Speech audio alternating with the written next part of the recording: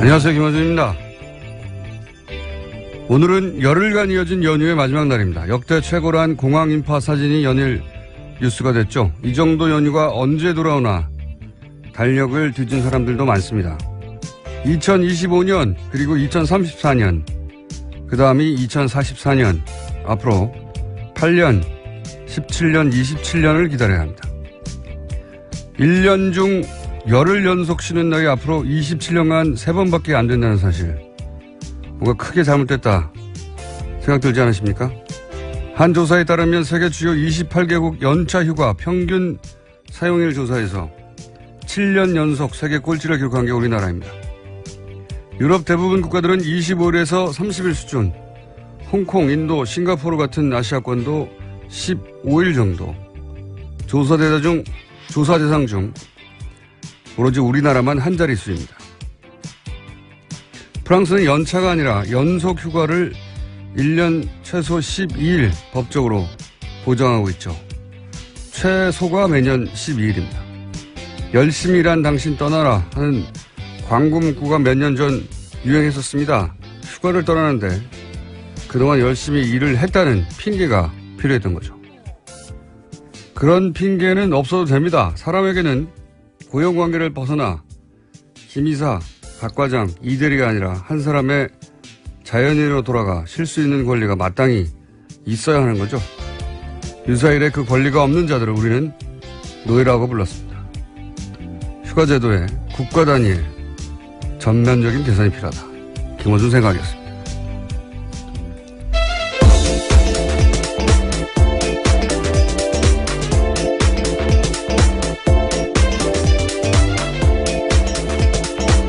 시사인의 김은지입니다. 네, 김은지 기자 호가 있다고 저희 PD가 실검일이 김은지라고. 예, 앞으로 예, 네 글자라서 어쩌다 그렇게 된 것 같은데. 본인 소개를 그렇게 해주세요. 예. 예. 열흘이 길지 않아요? 예, 뭐 훌쩍 가더라고요. 예, 오늘 사실은 연휴 마지막 날인데 저희는 억울하게 하루 일찍 끌려 나왔습니다. 예. 이태리에는 헌법에 보장돼 있어요. 헌법에요? 헌법에 휴가에 대한 권리는 보장되어야 하고 그 권리는 포기할 수 없다. 이렇게 헌법이. 아니 무슨 휴가를 헌법에 넣느냐 이런 생각도 하실 텐데 저는 휴가에 대한 우리나라의 이제 일반적인 인식수를 바꿔야 된다고 생각을 하는 게 열심히 일한 당신 떠나라 굉장히 성공적인 카페였잖아요. 많은 사람들이. 설득되는. 근데 이제 이게 가만히 생각해 보면 일을 열심히 했으니까 떠나도 된다 하는 어떤 명분을 만들어준 거거든요. 그러니까 정상적인 휴가조차 눈치를 보고 못 떠나는 우리 사회 분위기를 반영한 거죠, 이제. 열심히 일했으니까 떠나, 이제 괜찮아, 이렇게. 근데 남들보다 훨씬 열심히, 더 미친 듯이, 일을 하지 않아도 그냥 정상적으로 일을 했으면 이미 충분한 겁니다. 예, 권리죠, 그냥. 그러니까 우리 사회가 아주 오랫동안 반기업 정서, 반기업 정서가 나라와 경제를 망친다 이런 얘기 많이 했었잖아요. 요즘도 해요. 반기업 정서라는 단어를 검색어에 넣으면 아직도 많은 사람이 그런 얘기를 합니다. 예. 근데 우리나라 노동자 휴가가 OECD 국가 중에 한 자릿수예요. 유일합니다. 한 자릿수가. 예. 이것도 근데 그 연차 휴가가 한 자릿수거든요. 연차 휴가라는 게 한 달에 한 번 쓰는 거잖아요, 보통. 그렇죠? 그걸 다 합친 게 열흘이 안 된다는 거예요. 전 세계에서. 이 조사한 국가 중에 유일하게. 근데 이제 1년에 연속으로 열흘 정도 쉬는 거를, 이번에 황금휴가라고 10년 단위로 기다려야 되는 황금휴가더라고요, 찾아보니까. 미친 겁니다. 제가 보기엔. 매년 이 정도는 쉬어줘야, 최소, 매년 이 정도는 쉬어줘야 한다고 다른 나라에서는 얘기하는데, 우리는 10년에 한 번이에요. 예. 세계 최장시간 노동이라고 하고, 우리나라가. 그리고 세계 최단기 휴가인 거죠. 예. 그러니까 세계 최저 출산율이 나오는 겁니다, 이게. 예. 행복지수도 가장 낮은 나라고, 이게. 일로부터 자유로울 권리를, 예, 법으로부터. 네, 그렇죠. 제도로, 강제로 보장해야 된다. 예, 권리와 의무 모두 보장하면 좋을 것 같습니다. 예. 휴가에 대해서요. 너무 오랫동안 일만 해왔어요. 예. 반기업 정서. 영어로는 반기업 정서 많이 애씁니다. 난 갑자기 영어를. 저도 해외 갔다 온 김에 갑자기 말도 안 되는 소리고요. 우리나라처럼 기업하기 편한 나라가 없어요. 자, 뉴스를 진행해볼까요? 네. 계속해서 트럼프 대통령 소식 전해드렸었는데 오늘도 첫 소식은 트럼프 대통령 이야기입니다. 도널드 트럼프 미국 대통령이 현지 시각으로 7일에 과거 북한과의 협상이 효과가 없었다면서 단 한 가지는 효과가 있을 것이다 라고 주장했습니다. 군사적 옵션을 내비쳤다라는 해석이 나오는데요. 동시에 또 북한이 미국 본토를 위협할 ICBM을 발사 준비한다는 소식도 있습니다. 내일이 북한의 노동당 창건 72주년 기념일인데 이를 앞두고 북미 간의 신경전이 이어지고 있는 겁니다. 너무 그렇게 열심히 할 필요 없어요. 오늘 출근하는 사람 그렇게 많지 않습니다. 팟캐스트로 많이 들으시더라고요. 오늘 내가 운전해 오다 보니까 역시 도로에 차가 없어요. 예. 우리끼리 하는 거예요, 이거. 네, 휴가는 중요하니까요. 트럼프 대통령이 단 한 가지는 효과가 있을 것이다. 무슨 뜻일까 뭐 해석하고 있던데 해석할 필요 없어요. 예. 그냥 협박하는 거예요. 계속해서 대한 뜻이. 미국 기자들도 계속해서 물었는데요. 그게 무슨 뜻이냐고요. 아주 조만간 알게 될 것이다 라고만 답했다고 합니다. 예. 뜻을 알 리가 있나요. 그냥 협박하는 건데. 트럼프는 자신이 미친 사람으로 보여서 실제로 그런 결정을 내릴 수도 있다. 라고 상대에게 인식을 시켜서 협상을 유리하게 끌고 가는 그런 걸 자신의 전략이라고 한다고 하는데 이거는 자기 개인 비즈니스 할 때는 유용한 전략일 수 있습니다. 왜냐하면 그런 전략이 실패해도 잃는 거는 결국 자기 돈밖에 없잖아요. 근데 이거는 한순간의 실수나 착각으로 우리가 주는 거예요. 다른 나라 사람들이 수백만 명 이상의 목숨이 걸리는 일이에요. 예. 그러니까 자기가 개인 비즈니스 할 때 쓰던 전략을 예. 국제 외교에서 자기 목숨을 걸고 하면 또 모르겠어요. 다른 사람 목숨을 걸고 하는 겁니다. 예.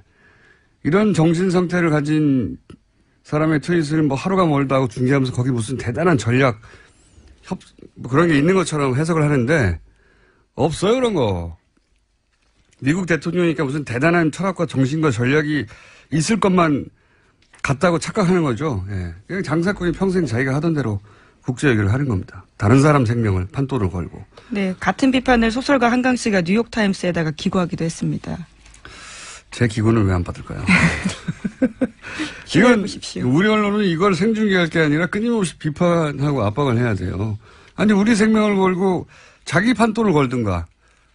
우리나라 국민들의 생명을 걸고 자기가 왜 이런 도박을 하는 겁니까? 그걸 무슨 대단한 국제적인 전략과 정신이 있는 것처럼 이렇게 중계하고 무슨 의도일까?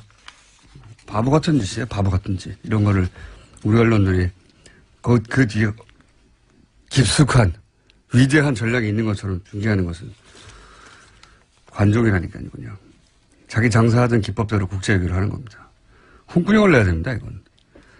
자, 오늘은 휴일이니까 널널하게. 자, 다음 뉴스는요. 네, 또 눈에 띄는 소식이 있는데요. 미국 국무부가 다음 달 미국에서 열리는 역도 세계선수권대회에 북한 선수들 비자 신청이 가능하다라고 밝혔습니다.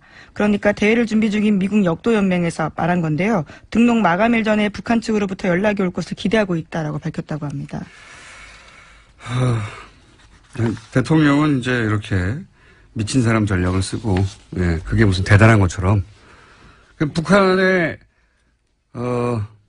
벼랑 끝 전술, 하고 뭐 똑같은 겁니다, 그냥. 예. 똑같은 거예요. 무슨 여기 위대한 전략이 있어요. 내가 더 미쳤냐. 이 동네 미친놈은 나야. 이런 거잖아요, 전략이. 자, 그런 가운데서도 또, 뒤에서는 협상 혹은 대화 혹은 뭐, 스포츠 교류까지도 스포츠 있는 교류 거죠. 예. 이런 거는 추진하고 있다. 뭐 이런 뉴스입니다. 네. 또 앞서서 말씀드렸는데요. 소설가 한강 씨가 뉴욕타임스 8일자에 기고한 글이 또 화제가 되고 있습니다. 제목은 미국이 전쟁을 이야기할 때 한국은 몸서리 친다인데요. 부제는 승리로 기결되는 어떠한 전쟁 시나리오도 없다라는 내용입니다. 그러니까 한국 사람들한테 전쟁은 현실이다라는 건데요. 그렇기 때문에 평화적이지 않은 해법과 승리는 공허하고 터무니없으며 불가능한 슬로건이다라고 지적했습니다. 트럼프 대통령은 위대해서 미국 대통령이 된 게 아니고 미국 대통령이 되고 보니 위대한 사람인 줄 착각하는 거예요. 예, 별거 없습니다. 자, 이런 기고문이 한국에서 더 많이 가야죠. 예. 이게 벌써 몇 달 만에, 몇 달입니까? 몇 달 동안 전쟁 난다고 하는데 우리나라에서 이런 기고를 한 사람이 주요 매체, 미국 주요 매체 처음이라는 게 이게 안타까운 일인 거예요. 예. 우리가 당사자인데 한강 씨한테 고마움을 제가 개인적으로 전합니다. 저희가 인터뷰 하자고 하실까요? 예. 추진해 보겠는데 국내 인터뷰는 잘 안 하시는 것 같더라고요. 또 다음 뉴스는 뭡니까? 네, 또 올해 노벨 평화상을 핵무기 폐기 국제운동이란 단체가 받았는데요. 이 단체 또한 도널드 트럼프 미국 대통령과 김정은 북한 노동당 위원장을 비판했습니다. 둘 다 멈춰야 한다라는 메시지를 낸 건데요. 핵무기를 사용하겠다고 위협하는 행위도 불법이고 핵무기 보유와 개발 역시 불법이다라고 강조한 겁니다. 알겠습니다. 예. 핵무기 폐기 국제운동. 트럼프와 김정은 모두 비판을 했다. 정상이죠. 둘 다 비판을 해야 되는 거죠. 자, 다음 뉴스는요. 네, 외교안보 관련된 소식 하나만 더 전해드리면요. 또 지미 카터 전 미국 대통령이 나설 거다라는 보도가 있습니다. 북미 간 메신저 역할을 하기 위해서 방북을 추진하고 있다라고 중앙일보가 오늘 아침에 보도했는데요. 최근에 그를 만난 박한식 조지아대 명예교수가 밝힌 사실이라고 합니다. 뿐만 아니라 카터 전 대통령은 지난 4일에는 미국 워싱턴 포스트에 기고도 했었는데요. 여기에서 북한 핵시설에 대한 군사 공격이나 좀 더 강력한 경제 제재 등은 현재 위기를 끝낼 즉각적인 길이 되지 못한다라고 지적했다고 합니다. 그렇기 때문에 고위급 대표단을 보내야 한다라는 주장까지 했는데 그것이 사실상 본인의 방북을 희망한다라는 겁니다. 94년도였던가요? 경술의 협상을 이끌어낸 제네바 합의에서 큰 역할을 했죠. 예. 근데 카터 대통령은 너무 많고요. 나이가 이제 94세예요. 네, 90대입니다. 94세. 예. 그리고 트럼프 현 대통령이 이 공을 자기가 가져가고 싶지. 예. 다른 사람이 돌파구를 만들어냈다. 이런 그림을 원하지 않을 거라고 봐요. 예. 자기가 다 영광을 먹고 싶은 사람이지. 그래서 저는 94정과 같은 역할을 못할 것이다. 개인적으로 전망하는 바입니다. 여하간 그런 움직임이 있다. 자, 다음 순요. 네, 최근 미국 여론조사에서 트럼프 대통령의 지지율이 역대 최저를 기록했다고 합니다. 32%인데요. AP통신의 분석에 따르면 트럼프 대통령은 연일 북한과 말폭탄을 교환하고 백인 우월주의자들의 공감하는 모습을 보이면서 지지율이 급락하고 있다라는 겁니다. 32%도 많네요. 예. 네, 국정이 올바른 방향으로 나아가고 있다고 답한 사람은 24%였다고 합니다. 그러니까 지지를 하지만 지금은 잘못 가고 있다라고 생각하는 사람은 더 많다는 얘기네요. 예. 32%. 미국 대통령이 30%로 떨어지는 건 드문 일이거든요. 네. 자, 지지율은 계속 떨어지고 있다. 다음 뉴스는요?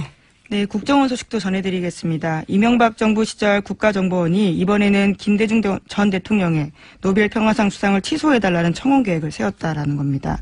현재 이와 관련해서 검찰이 수사에 나섰습니다. 이건 진짜 이명박 정부 시절에 이 전 대통령이 노벨 평화상을 받았는데 이걸 취소해달라고 하는 국제사회에 이야기하겠다라는 거죠. 혹은 뭐 노벨 평화상 위원회가 있겠죠. 거기다가 취소해달라고 하는 운동을 하는 보수단체. 예, 관변단체와 모의를 했다라는 겁니다. 예, 모의를 했다는 거죠. 이게 실행이 됐을 수도 있죠. 됐을 수도 있고 당시 이와 관련한 합성 사진도 돌았었는데 그것도 역시 국정원의 작품이 아닌가 이런 의혹이 있다. 네, 노벨 평화상이 아니라 물리학상 받았어야 했다 이런 식의 합성 사진이 있었다고 합니다. 당시에. 이 사안은 저희가 3부에서 김홍걸 위원장 연결해서 이야기 나눠보겠는데 이게 진짜 감옥에 보내야 됩니다. 감옥에 다 이런 계획을 세우고 서로 실행되지 않았다고 하더라도 이게 소위 말해서 진보 정권이 다시는 탄생하지 못하도록 하겠다는 보수 100년 집권 계획의 일환이었을 거라고 봐요. 예. 그래서 이전 이명박 노무현 시절에 이루어진 자기들이 보기에는 도달할 수 없을 것 같은 지점까지 도달한 거를 다 취소해서, 진보 정권을 과거를 다 깔아뭉개려고 했던 거죠. 이런 계획을 관변단체에서 세우는 것도, 웃긴 일인데, 예. 김대중 전 대통령을 좋아하지 않을 수도 있어요. 그래도 노벨 평화상은 진보 보수를 떠나서 굉장히 국가적인 큰 일입니다. 좋아하지 않을 수는 있는데 이게 국정원이 나서서 그런 수상 취소될 리는 없지만 그런 계획을 세웠다는 자체가 이건 상상하기 힘든, 제가 말했지 않습니까? 설마에서부터 출발한다고. 보통 합리적 사고를 한다고 하는 분들은 설마에서 끝나거든요. 설마를 넘어가면 자신이 합리적이라는 소리를 듣지 못할까 봐, 비합리적이라는 소리 들을까 봐.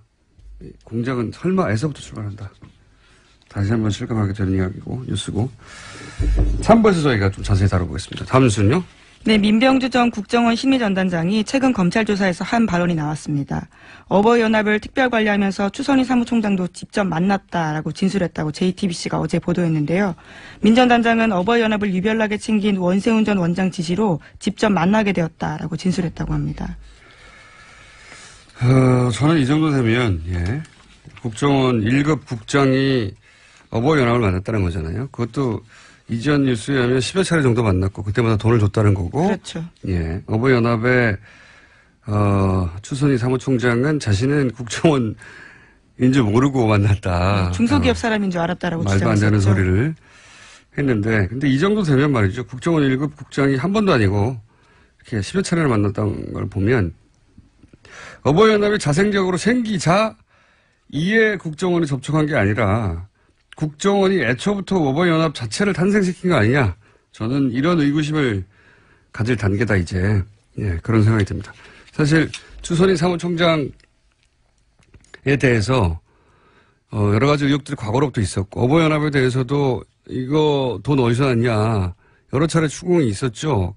그래서 제가 기억하기로는 한겨레 신문에서 관련 기사를 쓰니까 어버이연합 몰려와가지고 통장 계좌 흔들면서 이거 다 자발적으로 모은 돈이다. 그러면서 격렬한 시위를 했었죠. 예.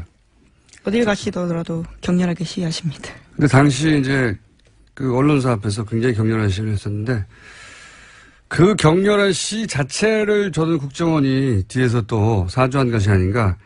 이 부분도 왜냐하면 본인들이 드러날까봐 아예 최전선에서 막는 거죠. 이것도 의구심을 가지고 조사를 해봐야 된다. 어버이연합 자체의 탄생부터 저는 다시 뒤져봐야 된다. 그런 생각이 듭니다. 자생적으로 만들어진 게 아니라 애초부터 그렇게 만들어낸 거일 수도 있다.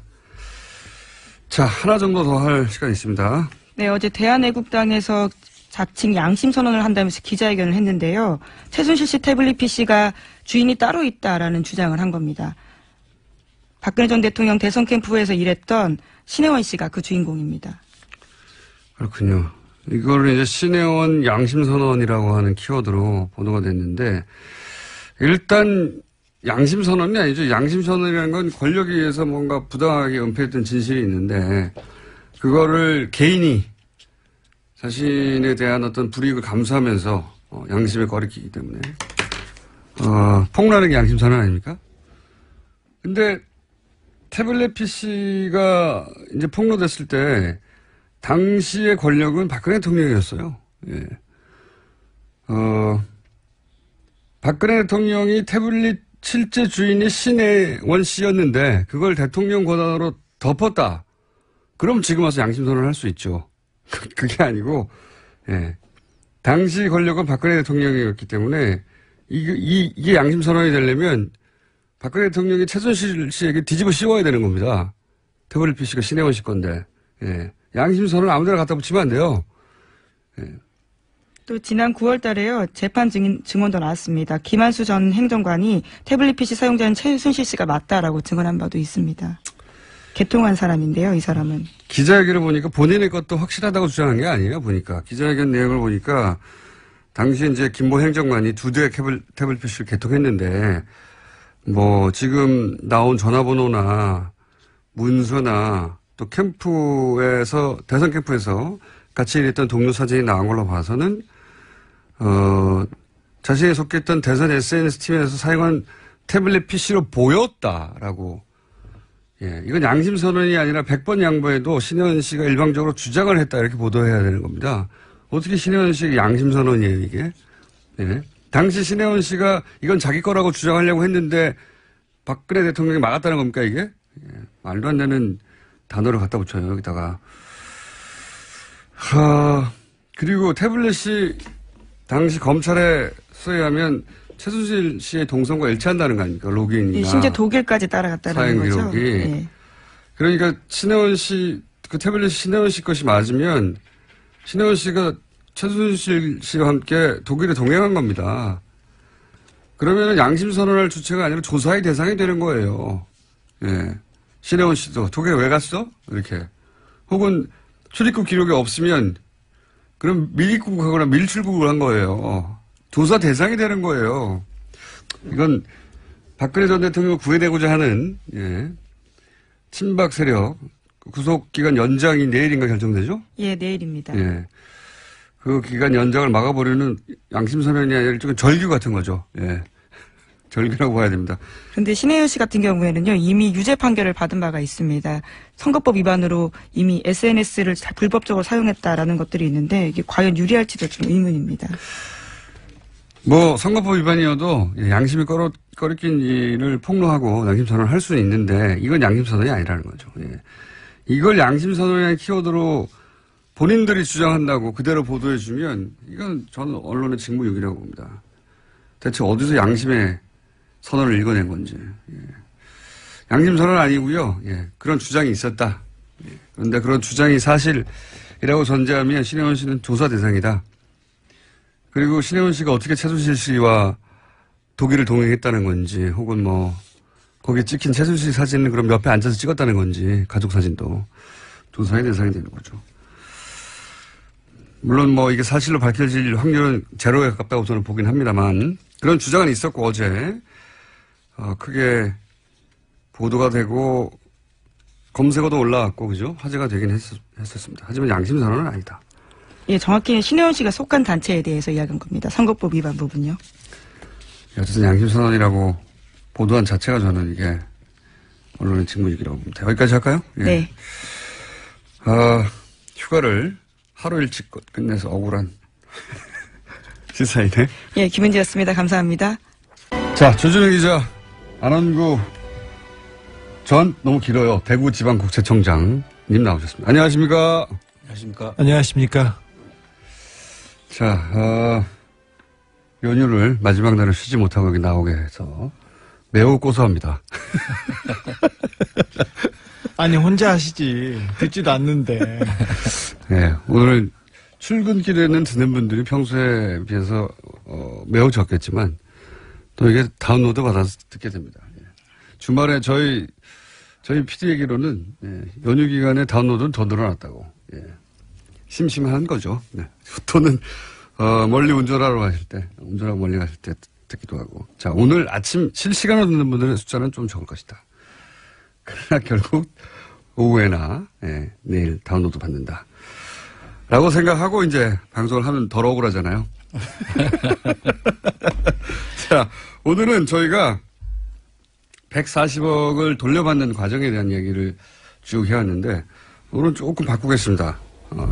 한 발 더 들어가서 140억을 돌려받기 이전 상황을 한번 정리해보죠. 예. 다스에서 140억을 돌려받았다. 이 얘기는 이제 충분히 저희가 했고 그러면 이 이전 상황 어쩌다가 이 140억을 돌려받는 상황까지 오게 됐느냐. 이게 바로 이제 BBK 사건이거든요. BBK 사건인데 이게 워낙 회사 이름이 많이 등장하고 외워지지도 않아요. 잘 회사 이름이 의미가 잘 없어가지고 그리고 거래도 대단히 복잡합니다. 내부 거래가. 그래서 뭐가 어떻게 됐는지 이해하기 당시도 어려웠고 지금은 시간이 지나서 더 어렵죠. 예. 그럼에도 불구하고 이제는 이걸 다시 한번 기억에서 소환할 때가 왔어요. 예. 그래야지 전체 그림을 이해할 수 있으니까. 자, 그러면 제가 이제 기본 정리를 할 테니까 중간에 청장님과 조 기자가 끼어들어서 사건 관련한 내용들을 좀 더 명확하게 해 주십시오. 우선 김경준 씨와 이명박 당신의 씨라고 해야 되겠네요. 예, 그때는 공직자가 아니었기 때문에 BBK라는 투자 자문회사를 설립합니다. 99년의 일입니다. 그리고 김경준 씨를 이명박 씨가 어떻게 알았는가에 대해서는 이야기가 많죠. 네. 둘이 주장이 서로 다르죠. 네. 누나가 소개를 했었다라는 설도 있고 누나는 상관이 없다라는 설도 있습니다. 예. 하지만 이명박 씨하고 에리카 김 씨는 그 당시에는 굉장히 특별한 관계였습니다. 그러니까 그때 당시 알고 있었다는 이야기는 분명한데 그래서 소개를 해줬는지 아닌지는 중요한 포인트는 아닌데. 네, 김경주 씨는 극구 부인하고 있습니다. 네. 보통 중요한 사안은 아니지만 이제 화제가 됐었습니다. 예전에. 자, 이 정도 언급하고 넘어가고요. 설립하는데 그래서 당시 대표이사가 김경준 씨가 되고 예. 이 종잣돈이라기는 굉장히 큽니다. 190억. 190억은 다스에서 나오는데 이 다스는 이제 여러 차례 언급했지만 이명박 전 대통령 참여 의혹이 있는 예. 회사입니다. 그러니까 돈은 다스에서 나오고 대표는 김경준 씨가 돼서 투자 자문회사를 설립을 합니다. 처음에 설립은 김경준 씨가 했어요. 그런데 투자 회사를 만드는데 설립 자본금이 5천만 원이었어요. 맨 처음에는. 네, 근데 그러면 설립 회사, 투자 회사의 요건이 안 됩니다. 그렇죠. 그러니까 회사도 아니었는데 거기에 다스에 190억 그리고 이명박 대통령들 지인들 회사에서 돈을 가져와서 600억에서 800억까지 투자를 받습니다. 돈이 그렇게 갑자기 확 늘어납니다. 그러면서 이제 김경준 씨는 이 회사가 어떻게 내 회사냐라고 주장하면서 했던 얘기 중에 하나가 내가 삼성생명에 가서 어떻게 100억을 받아내고 내가 하나은행에 가서 어떻게 돈을 받아내고 이런 한국의 투자자들로부터 내가 어떻게 돈을 받아내냐. 이 정도 액수를 움직일 나는 이제 한국말도 잘 못하고 한국에 온 지 얼마 되지도 않았는데 그런 큰 돈을 어떻게 투자를 받는단 말이냐. 다 이명박 전 대통령과 가까운 분들한테서 투자를 받은 거다. 이렇게 주장을 했죠. 예. 그 실제로 다스에서 190억이 들어올 때 김경준 씨는 35살이었고요. 예. 그 35살 된 사람이 처음 보는 사람 그 다스에 가가지고 예. 190억을 받아옵니다.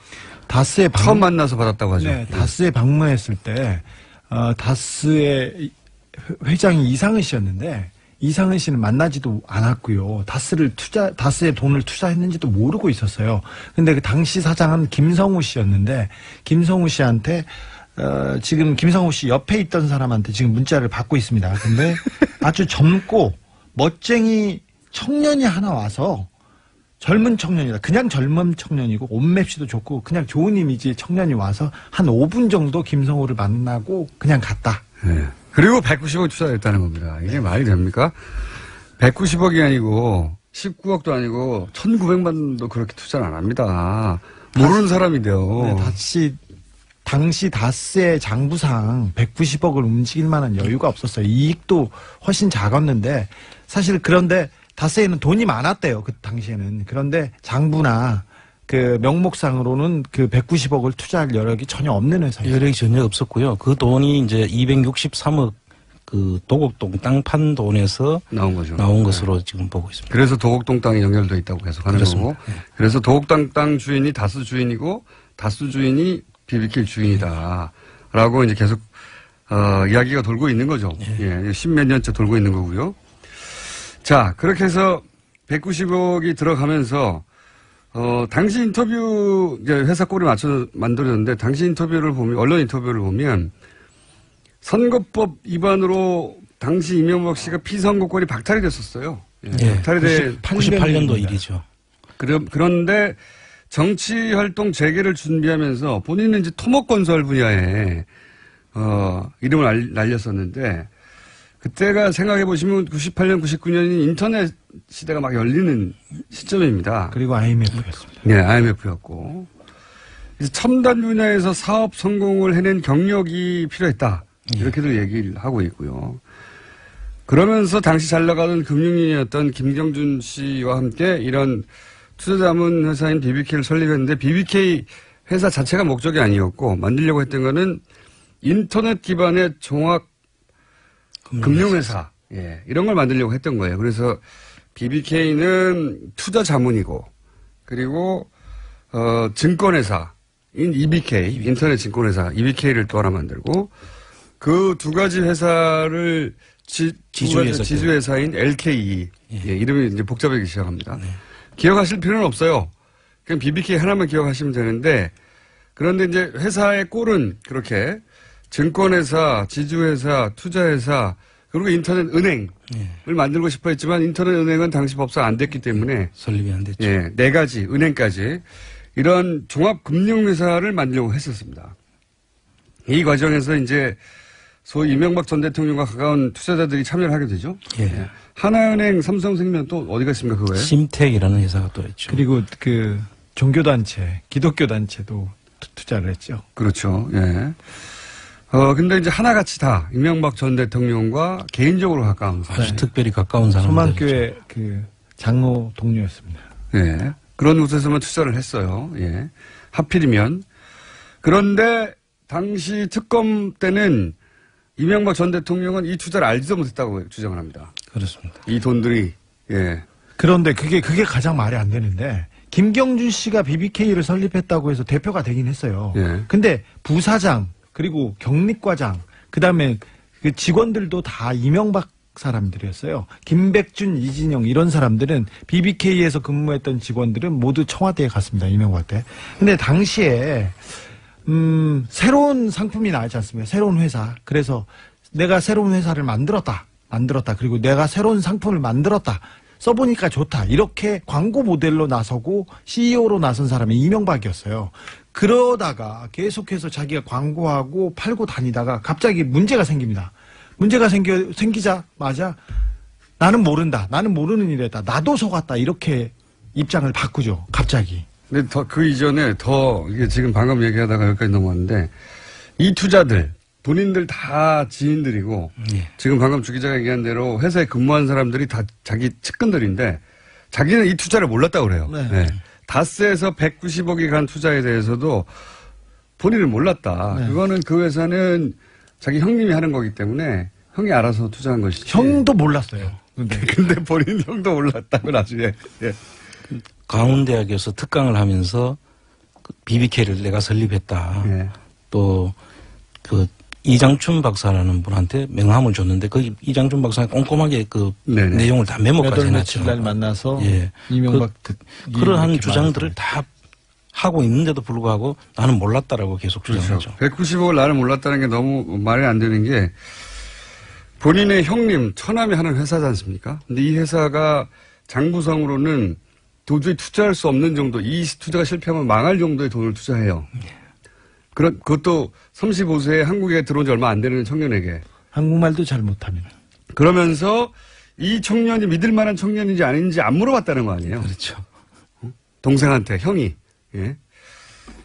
그랬다는 겁니다. 어쨌든, 그런데도 본인의 그 소위 금고직이라고 불리는 사람 혹은 본인의 경리 이런 분들이 다 그 회사에 들어가서 일을 합니다. 예. 근데 본인은 몰랐다고 해요. 저는 이 내용만 들으면 그 옛날에 우정의무대라고 있었어요. 군인 아저씨들, 군인들, 장병들을 그 위문 프로그램이었는데 뒤에 어머님이 와 계세요. 그런데 앞에서는 저희 어머님이 분명합니다 이렇게 말하잖아요. 아닌데 분명합니다 이렇게 얘기하고 그리고 어떤 친구는 저희 어머님이 와 있는데 우리 어머님이 아닙니다 이렇게 얘기하는 사람들이 있는데 묘한 오버랩이 돼요. 안 되는데 나는. 그런가요? 왜 안 돼? 되지. 예. 누가 비유를 들려고 한 거 같은데, 예. 저는 비유에 실패하고 있고요. 예. 다행이네요. 죄송합니다. 네. 취재만 잘하면 지금 비유까지 잘할 필요는 없어요. 자, 그렇게 해서 이렇게 회사의 시스템이 갖춰지고 투자자들이 투자자들이 이제 이명박 전 대통령과 가까운 투자자들이 참여를 하고 꼴이 갖춰집니다. 꼴이 갖춰지는데 꼴이 갖춰지면서 본인이 방금 말씀하신 광운대에서 BBK 설립했다. 그다음에 언론에 나와서 내가 인터넷 종합금융회사를 한다. 그 취재를 바로 이제 박영선 의원이 했던 거고. 그렇습니다. 예. 영상으로 남아 있고. 그것도 이명박 대통령이 본인이 한 겁니다. 네, 자청해서 자기 해달라고 자기가 새로운 회사를 만들었다. 그때는 광고를 했어야 됐습니다. 네. 그렇죠. 네. 지금 잠깐 문제 하나 읽어도 됩니까? 네. 아까 LK 이뱅크를 만들었다고 얘기했지 않습니까? 근데 LK는 L은 이명박이고 K는 김경준입니다. 네. 그래서 LK 이뱅크인데 BBK는 어떤 약자인지는 네. 몰랐지 않습니까? 네. 이건 그 BBK 그 다스의 내부에 있는 분한테 문자 온 건데 BBK 뜻이 아예 이명박의 박과 B와 김백준의 B, 그다음에 김경준의 K가 해서 BBK랍니다. 아. 박백김. 아하. 취재 하나 했죠? 예, 예. 새로 밝혀진 내용이에요. 이거는 김경준 씨도 어쩌면 몰랐을 수도 있어요. BBK라고 처음부터 정해서 알려주면 그런 줄 알지. 여하간 김백준의 비였다? 네. 아하. 처음 나온 내용입니다. 중요하진 않는데 이제 17년 지나고 나서 처음 알게 된 내용이고요. 자, 그렇게 홍보하는 과정에서 문제가 생깁니다. 예, 삼성생명 투자에서 이제 서명이 위조된 것도 발견이 되고, 그 다음에, 투자 자문에서 증권회사를 같이 할 수 없는데, 사실상 같이 한다는 게 들키게 되고, 금감원이 조사에 나가게 되죠. 그러면서 결국 증권회사 역할을 하는 EBK 설립이 취소가 됩니다. 예. EBK가 설립이 취소되면, 이게 이제 여기서 증권 거래를 해야 되는데, 전체 사업 구도가 무너지는 거죠. 예. 인터넷 종합 금융회사로서의 전체 그림이 망가지게 되는 겁니다. 한마디로 사업이 실패하는 거죠. 여기서. 문제는 이때부터 발생하는 거예요. 그렇죠. 예, 이때부터. 예. 네. 사업은 원래 성공할 수도 있고 실패할 수도 있죠. 예. 예. 실패했으면 투자금을 날리는 겁니다. 당연히. 누구도 예외 없이. 그냥 그렇게 실패하고 끝났으면 큰 문제는 없었어요. 예. 그냥 자기들 돈 날리고 끝나는 거예요. 네네. 자세히 따지면 물론 문제가 전혀 없는 건 아닙니다. 따져보면 여기서 또 복잡해지는데 간단하게 요약하면 BBK, LK, EBK 이런 회사들은 다 각각의 자본금이 있어야 되는 회사죠. 세 개의 별도 회사니까. 근데 자세히 들여다보면 여러 계좌로 넣고 빼고 하는 방식으로 결국 다 같은 돈으로 새 회사를 만들어 버립니다. 예. 새 회사에 들어간 돈이 다 같은 돈이에요. 그때 여객펀드 마프를 이용하죠. 네. 마프라는 것도 등장하는데 그걸 이제 저희가 심화 학습할 때 나중에 다루기로 하랬고 한마디로 똑같은 돈이 세 개의 회사를 쭉 돌아가지고 세 개의 회사가 만들어졌고 이 세 개의 회사의 경리도 한 사람이에요. 좀 전에 주 기자가 언급했던. 그리고 이 세 개의 회사의 비품은 한 통장에서 샀습니다. 예. 같은 사무실을 썼고요. 예. 그래서 BBK와 LK와 EBK는 주인이 같다는 얘기를 하는 겁니다. 예. 주인이 같고 복잡하게 생각할 필요가 없는 거죠. 예. BBK 주인은 다스의 주인이고 다스의 주인은 도곡동 땅의 주인이다. 이게 쭉 계속 연결되는 거라서 이름을 다 외울 필요가 없어요. 자, 여하간 사업이 실패하고 투자금을 날리면서 쫑 났으면 아무 문제가 없는데, 예? 문제가 없는데 그냥 뭐 한 회사, 세 개 회사를 한 자본금으로 했네, 뭐 이 정도. 우리는 알 필요도 없는 금융당국이 이제 수사를 할 내용 정도가 불과했는데, 이 투자금을 날리고 끝났어야 할 사업인데, 이 투자금을 다 회수하겠다는 생각을 하는 겁니다. 아깝잖아요. 여기서부터 진짜 범죄가 시작됩니다. 이 투자금을 날렸어야 되는데, 이걸 회수해야 되겠다는 생각을 이 BBK 사업을 한 사람들은 하기 시작하는 겁니다. 방법이 뭐냐? 옵셔널 벤처스가 여기서 등장을 해요. 예. 옵셔널 벤처스는 뭐 대단한 게 있는 것 같지만 그냥 광은창투라고 하는 투자사였어요.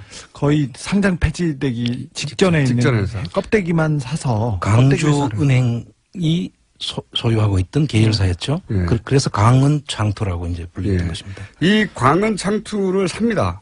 거의 상장 폐기되기 직전이었는데 그리고 나서 이름을 옵셔널 벤처스라고 바꿔요. 그렇게 바꾸고 나서 이 회사에 외국인들이 투자를 갑자기 하기 시작한다. 예. 이런 정보를 막 흘리기 시작하죠. 주가 조작의 시작입니다. 주가 조작.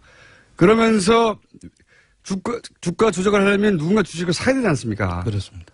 외국인 이름으로 매입을 막 하기 시작해야 되는데 그 가짜 외국인을 만들어내서 주가 조작을 주도한 곳이 바로 BBK를 통해서였던 겁니다. 여기서 이해 가시는지 모르겠는데. 그러니까 더 어려워졌어. 그러니까 그래. 간단하게 말해서 BBK가 옵셔널 벤처스의 주가를 조작한 거예요. 보다 정확하게 말하면 BBK의 주인이 옵셔널 벤처스의 투자자들을 속인 사건인 거죠. 그렇습니다. BBK는 설립 취소가 확정된 상태였어요. 그러니까 망하기 직전에 하루 앞이죠. 망하기 직전에 이제 돈을 빼돌리려고 주가 조작에 나선 거죠. 자, BBK는 이제 취소되고 망하고 투자금을 날리고 끝났어야 되는 건데 네. 이 투자금을 회수할 방법을 어떻게 생각해내냐면 옵셔널 벤처스라고 하는 회사를 자기들이 사요. 게다가 자기들이 산 다음에 이 BBK라는 회사를 통해서 이 옵셔널 벤처스의 주가를 조작하는 겁니다. 그렇죠. 투자금을 잃었습니다. 그런데 이걸 보충하려고 주가 조작 횡령을 하겠다고 아예 마음을 먹고 처음부터 마음을 먹고 나섰습니다. 이 옵셔널 벤처스가 주식이 막 올라가니까 그리고 외국인들이 투자한다고 하니까 인기가 좋아지니까 물론 다 가짜 외국인이에요. 다 자기들인데 사람들이 막 소위 이제 개인 투자자들 몰려들었을 거 아닙니까? 그래서 돈이 막 들어와요. 이게 이제 이렇게 해서 1,000억대의 피해가 발생했다는 거고 5천여 명 이상의 소액 투자자들이 여기에 속아서 넘어갔다는 거죠. 그러면서 돈이 막 들어올 거 아닙니까? 그러니까 소위 말해서 정상적이라면 유상증자 대금, 옵셔널 벤처스의 자본금이 될 돈이 들어온 거죠. 네. 이 자본금을 먹고 튄 겁니다. 네. 들고. 신종 투자 회사라고 했는데 신종 투기 사건입니다. 왜 그러냐면 당시만 해도 외국인이 투자를 했거나 외국에서 달러가 들어오면 굉장히 그 회사가 빛이 나는 돈이 없던 외화가 없던 때였죠. 왜냐하면 이게 IMF 직후란 걸 생각하세요. 네. IMF 직후인데 외국인들이 막 투자한다고 하니까 이 회사는 믿을만한 회사구나 하고 개인들. 거기다가 서울시장의 가장 유력한 후보가 직접 한다고 하니까 그런 소문이 쫙 난 거죠. 네. 네. 주가 조작의 그 전형이죠. 네. 그러면서 옵셔널 벤처스의 당시 대표 김경준 씨였거든요. 김경준 씨가 회사에 들어온 자본금이 들어왔을까, 돈이 막 들어왔을까요, 자본금. 이걸 들고 튄 거예요. 예. 이걸 들고 튀는데 여기서 또 하나의 골 때리는 사정은 들고 튀기 전에 BBK 투자자들한테 돈을 돌려줍니다.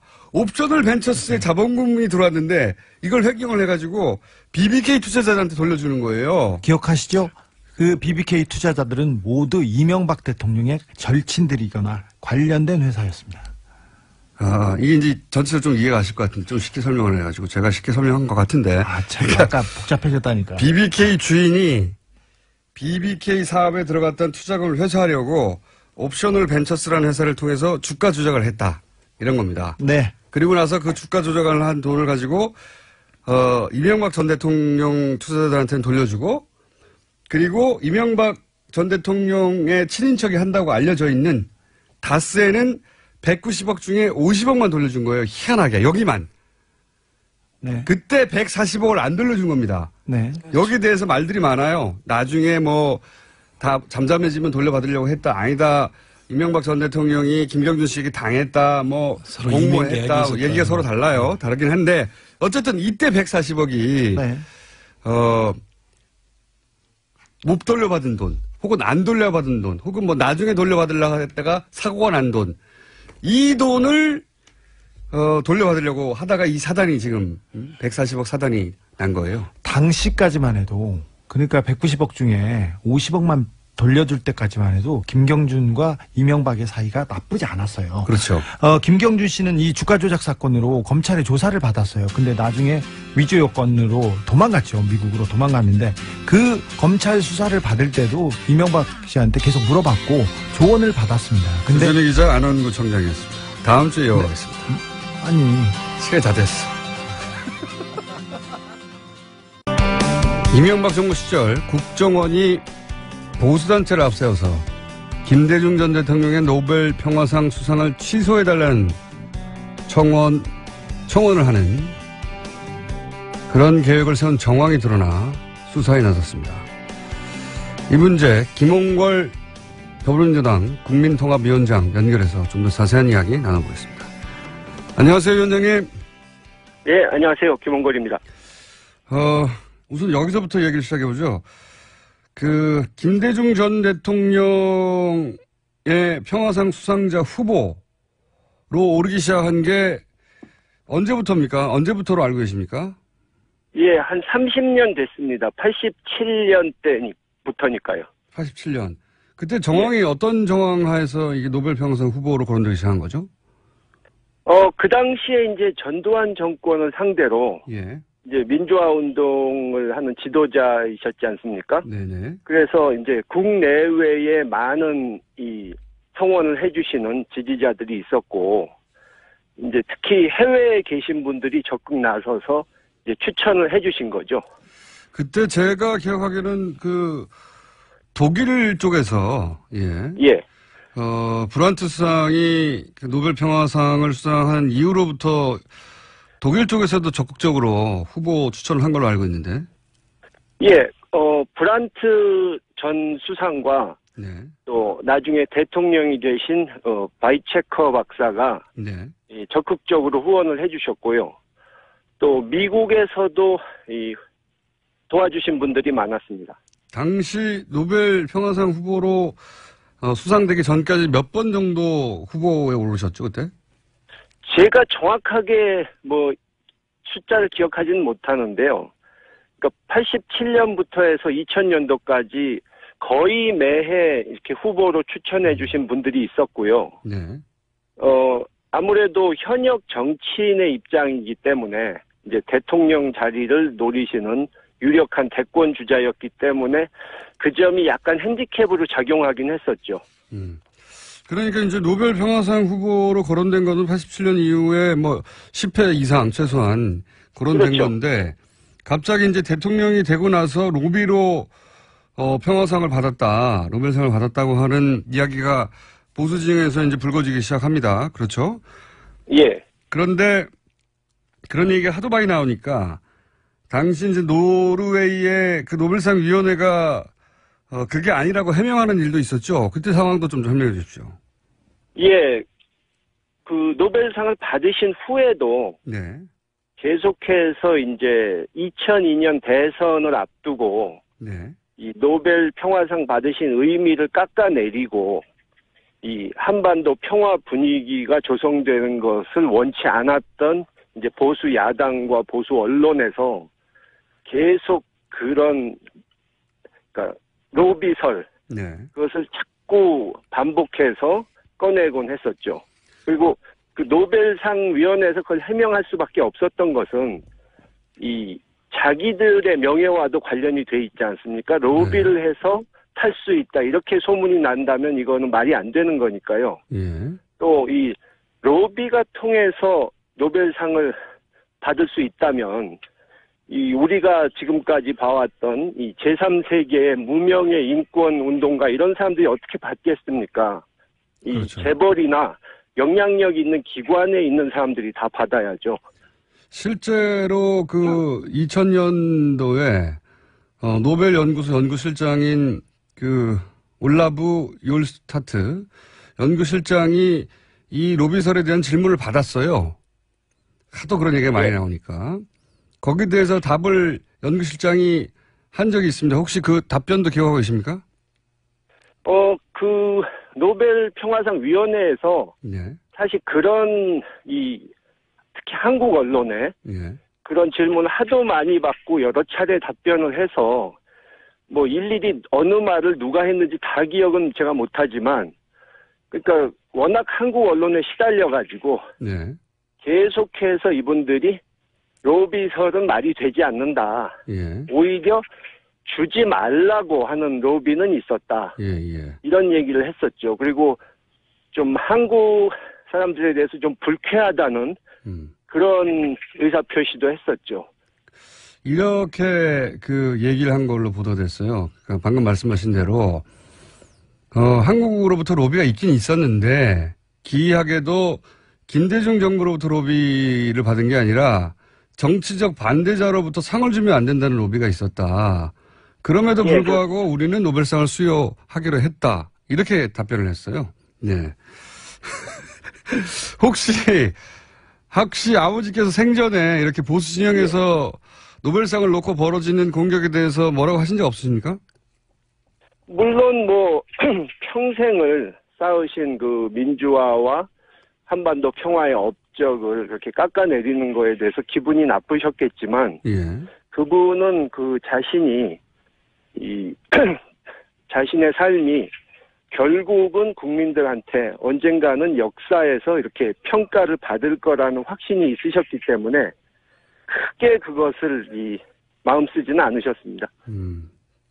살아생전 이런 공격을 지켜보셨을 텐데 거기에 대해서 가타부터 크게 말씀 안 하셨다고요? 예. 예. 예. 물론 불쾌하시긴 하셨지만. 불쾌하긴 하셨지만. 예. 저 같으면 다 고소고발해버렸을 것 같은데. 그렇게는 안 하셨군요.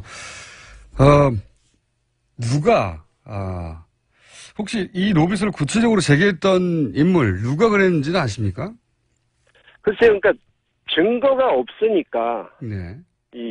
확실한 근거를 두고 하는 말이 아니기 때문에 누가 자신있게 대놓고 떠들지는 못했지만, 이제, 한나라당 당시 야당인 한나라당 의원들이 이제, 그거 돈 주고 로비해서 받은 건데 이런 식으로 깎아내리는 투의 말을 가끔씩 했고요. 네. 그것을 또 이제 보수 언론에서 예. 다시 이렇게 받아쓰고. 취급해주면서 예. 꽤 오랜 기간 그걸 써먹었었죠. 그렇게 이제 개별 의원들의 발언이나 혹은 보수 단체가 그런 얘기를 하거나 보수 매체가 그런 걸 보도하는 것은 저도 기억이 나는데 이게 이제 국정원이 개입됐다. 이런 건 상상 못 하셨죠? 그렇게까지 했으리라고는 생각을 못 했는데요. 제가 알아본 바로는 이것이 그 국정원 댓글 사건 수사 때 네. 이미 이런 일이 있었다는 사실이 드러났었고, 그래요? 거기서 나온 얘기는 이 국정원과 협조해서 이걸 했다는 보수 단체가 네. 단순히 무슨 어버이 연합처럼 일당 받고 가서 데모 조금 해주고 이런 데가 아니고, 네. 상당히 이런 일의 전문성을 갖춘, 그러니까 국정원이 민간인들이긴 하지만 국정원이 가끔 이제 용역을 주는 이런 업무에 용역을 주는 그런 모임이었다고 들었습니다. 아하. 그러니까 이제 수많은 보수단체들이 있는데 그 중에서도 특히 국정원이 용역을 가끔 주는 전문성을 갖춘 예. 그런 곳에 이 업무를 하청을 주고 국정원이 말하자면. 그렇죠. 네. 예. 그랬다는 사실은 이미 2013년에 국정원 댓글 수사할 때 드러난 바가 있다고요? 예, 제가 그렇게 들었습니다. 그때 드러난 바가 있는데 그때 당시로는 이게 이제 크게 문제가 되지 않거나 그냥 덮어버렸군요. 말하자면. 그 당시에 덮어버린 것이 한두 가지가 아니지 않습니까? 하긴 그랬군요. 그때는 이제 박근혜 정부 시절이었기 때문에 이 사실을 덮어버렸다. 그랬군요. 그게 이제 그러면 이미 오래전부터 이 사실을 알고 계셨네요. 아니요, 그러니까 최근에 들었어요. 최근에. 네, 저도 그걸 모르고 있다가 그런 공작까지 했으리라고는 상상을 못했었는데, 워낙 이 불법 또 비윤리적인 짓을 이명박 정권의 정보기관이 많이 했기 때문에 별로 놀랍지는 않습니다. 혹시 아버지 서거와 관련해서는 만약에 살아생전에도 이미 노벨상 취소 이런 용역을 전문단체에게 줄 정도면 서거 당시에도 여러 가지 방해나 이런 게 있었을 것 같은데 그런 일은 없었습니까? 그 당시에 이제 일반 국민들은 어느 정도 그래도 국장도 치를 수 있게 해주고, 네. 이명박 정권에서 어느 정도 대우를 해준 것으로 생각하시는데, 예. 이제 실제는 그때가 잘 기억하시겠지만, 노무현 대통령께서 돌아가신 지 3개월 후에 저희 아버지께서 돌아가시지 않았습니까? 네네. 근데 이제 이명박 정권의 입장에서 보기에는 노 대통령 서거 때는 자기들이 대비가 안 된 상태에서 이렇게 갑자기 큰일을 당해가지고 네. 이 추모 열기가 막 고조되는 것을 막지 못한 그런 점이 있었기 때문에 저희 때는 상당히 그것을 사전에 막아보려는 시도가 있었죠. 구체적으로 어떤 시도들이 있었습니까? 그러니까 국장으로 이렇게 정해주는 것도 한 2, 3일 걸렸고요. 예. 쉽게 안 해주려고 해서. 그리고 국장으로 됐을 때 이제 모든 이 장례 업무를 행정안전부 담당자와 상의해야 되지 않습니까? 네. 근데 담당자들이 상당히 상부의 눈치를 보면서 웬만한 것은 쉽게 결정을 못하고 주저하는 그런 모습이 보였고요. 그래서 동작동 그 현충원에 예. 국민묘지에 모시는 것도 처음에는 뭐 자리가 없다. 거기가 완전 포화 상태다. 해서 안 된다고 처음에는 이렇게 난색을 표명했었고. 아, 현충원에 모시지 못하겠었어요, 처음에는? 예. 그리고 노무현 대통령처럼 예. 현충원이 아닌 다른 곳으로 모시면 안 되겠느냐 이런 얘기도 했었고요.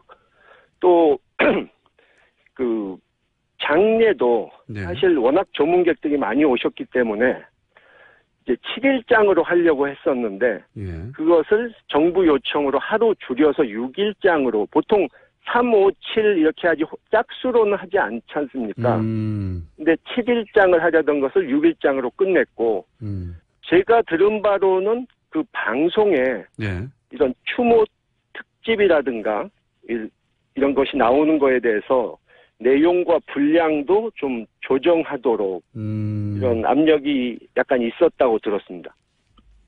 수사가 본격화되면은 더 많은 이야기가 나올 수도 있겠습니다. 이게 지금 알고 계신 것만 해도 수사 없이도 그 정도인데 혹시 그 노벨상 수상을 막으려고 했던 세력이 결국은 서거 관련해서도 그런 방해를 했고 노벨상 취소 청원까지 계획했던 정황 이 관련해서 혹시 고소고발 계획 없으십니까?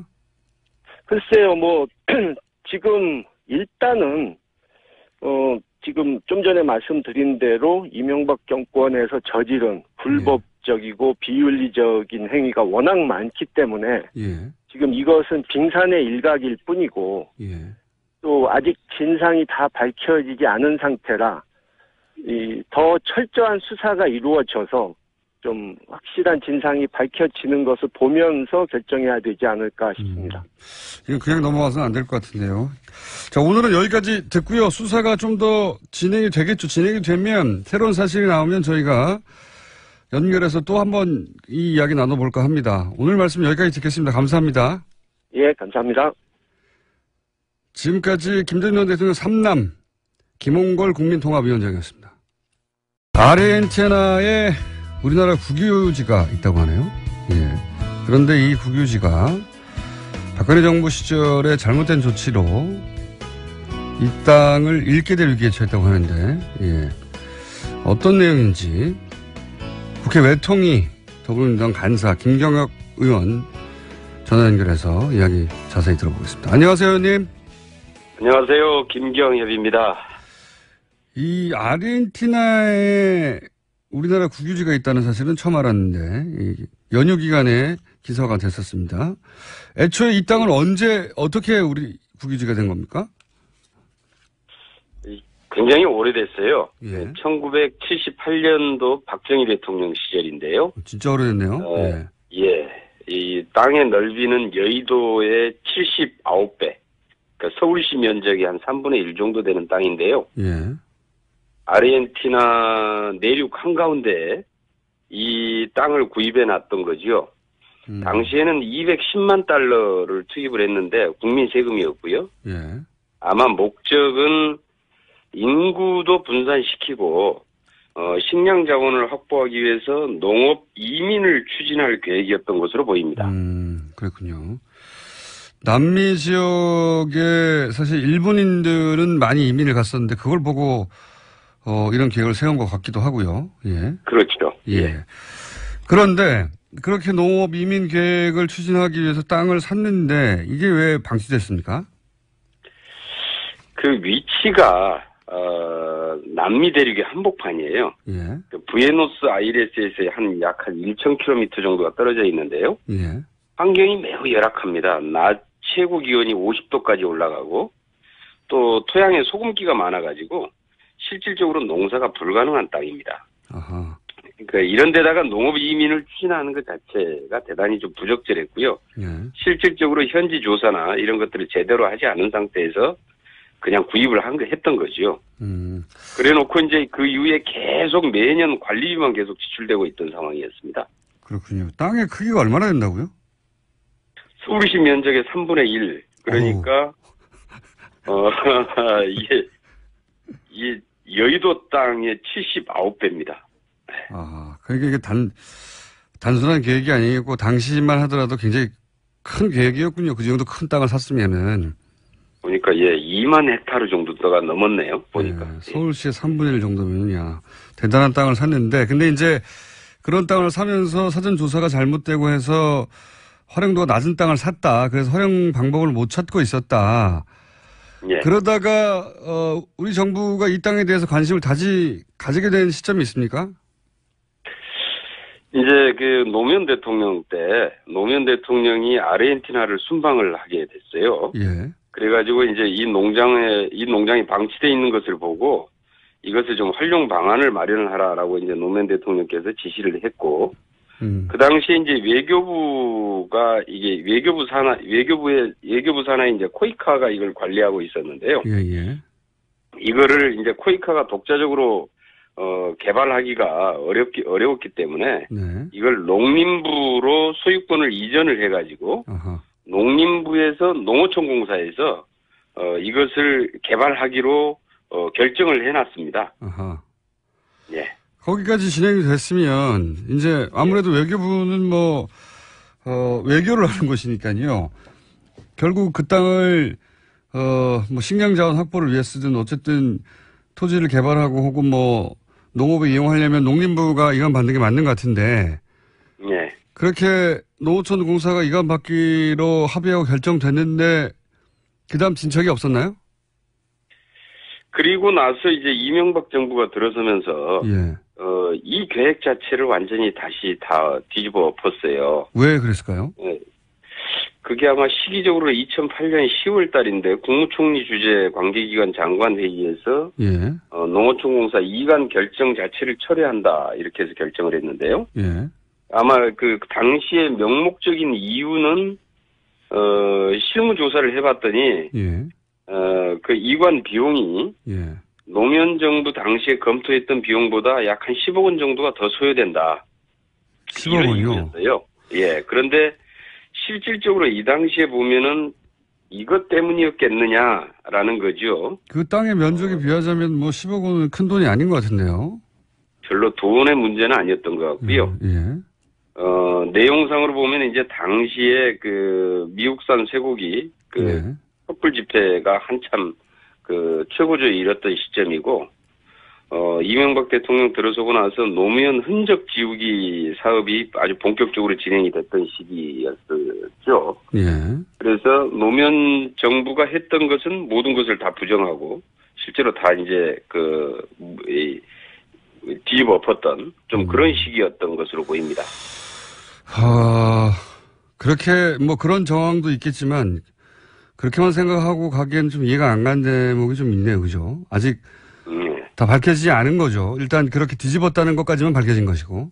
예. 정확하게 이게 어떤 이유에서 뒤집었는지는 좀 더 확인을 좀 해봐야 될 부분이 있는 것 같습니다. 그렇군요. 그리고 나서 또 이와 관련해서 정부 차원의 판단이 있었습니까? 이렇게 일단 뒤집었습니다. 그러면 네. 이명박 정부 내에서 혹시 뒤집은 다음에 어떤 활용 방안이 나왔거나 혹은 이어진 박근혜 정부에서 여기에 대한 활용 방안이 나왔거나 혹은 결정이 달리 된 게 있습니까? 어떻게 됐습니까? 그 다음에는? 이명박 정부 때 이 결정 자체를 이제 다시 이렇게 뒤집어 놓고 그 다음에 또 다시 방치가 됐어요. 결정을 뒤집어 놓고 방치만 됐다. 예, 그 다음에 계속 이제 다른 대안을 마련하지 못했던 거죠. 예. 그러다가 이제 2013년에 그러니까 이제 박근혜 정부 들어선데요. 2013년에 국회 외교통일위원회에서 재외공관 국정감사할 때 당시에 예. 이걸 왜 계속해서 방치를 해두느냐, 그리고 계속 관리비만 갖다가 불필요하게 세금을 낭비하느냐, 예. 이제 이런 지적이 계속되면서 코이카가 다시 이 농장의 좀 활용 방안을 가지고 이제 다시 이제 또 나서기 시작을 했습니다. 예. 그런데 막상 활용을 하다 보니까 이미 이 농장에 아르헨티나 사람들이 들어와서 농사를 짓고 있는 겁니다. 불법적으로요? 예, 불법적으로. 불법적으로. 불법적인 점유가 되고 있었던 거죠. 아니, 뭐 수십 년간 아무도 안 쓰니까 그럴 수도 있겠네요. 예. 예, 그냥 뭐 방치돼 있던 상태니까 뭐 들어와서 그냥 농사 짓고 뭐 소 키우고 이제 했겠죠. 예. 그러다 보니까 이제 이걸 개발하려고 하다 보니까 이제 아르헨티나 정부에서는 그 현지인들의 예. 그 주민들의 반대가 있으면 이거 개발할 수가 없다 이래가지고 개발을 할 수가 없게 된 겁니다. 아하. 이제 그렇게 되다 보니까 그러면은 이 불법 점유를 하고 있던 그 땅 부분을 떼가지고 예. 그 현지인들한테 이제 불법 점유하고 있던 현지인들한테 무상 양도를 해주기로 계약을 체결을 한 거예요. 코이카에서요? 그래가지고 예. 그래가지고 공증까지 해버렸습니다. 땅 그렇게 해서 그냥 주기로 한 땅의 크기는 또 얼마나 됩니까? 그 땅이 약 한 9만 평, 그 29만 5,100평방미터인데요. 예. 축구장 약 한 40대 크기 정도 됩니다. 그거를 코이카에서 그냥 무상으로 양도해도 되는 건가요? 이 정부 땅인데? 그렇게 할 수 없죠. 예, 해외 국유재산법에 따라서 예. 매각이나 양도를 할 때는 이것은 이제 외교부 장관의 소관이고 예. 코이카 이사회에서 이사회 의결을 거쳐서 외교부 장관의 승인을 받도록 돼 있어요. 예. 그런데 이런 절차가 모두가 다 생략된 채로 그냥 이렇게 무상양도 계약을 체결을 해버린 거죠. 어허. 그러면 우리 국내법상으로는 이 절차적인 하자가 있는데 현지에서는 근데 공증을 해줘 버렸다면서요? 예, 현재 공증을 해버렸기 때문에 이건 다시 이제 되돌릴 수가 없는 상태가 돼버린 것이고요. 어허. 그런데 보니까 이 당시에 이제 이 코이카가 이 독단적으로 나서서 했던 것이 아니고 예. 이것을 이제 코이카가 이 방안을 가지고 이 농어촌공사랑 상의를 했습니다. 네네.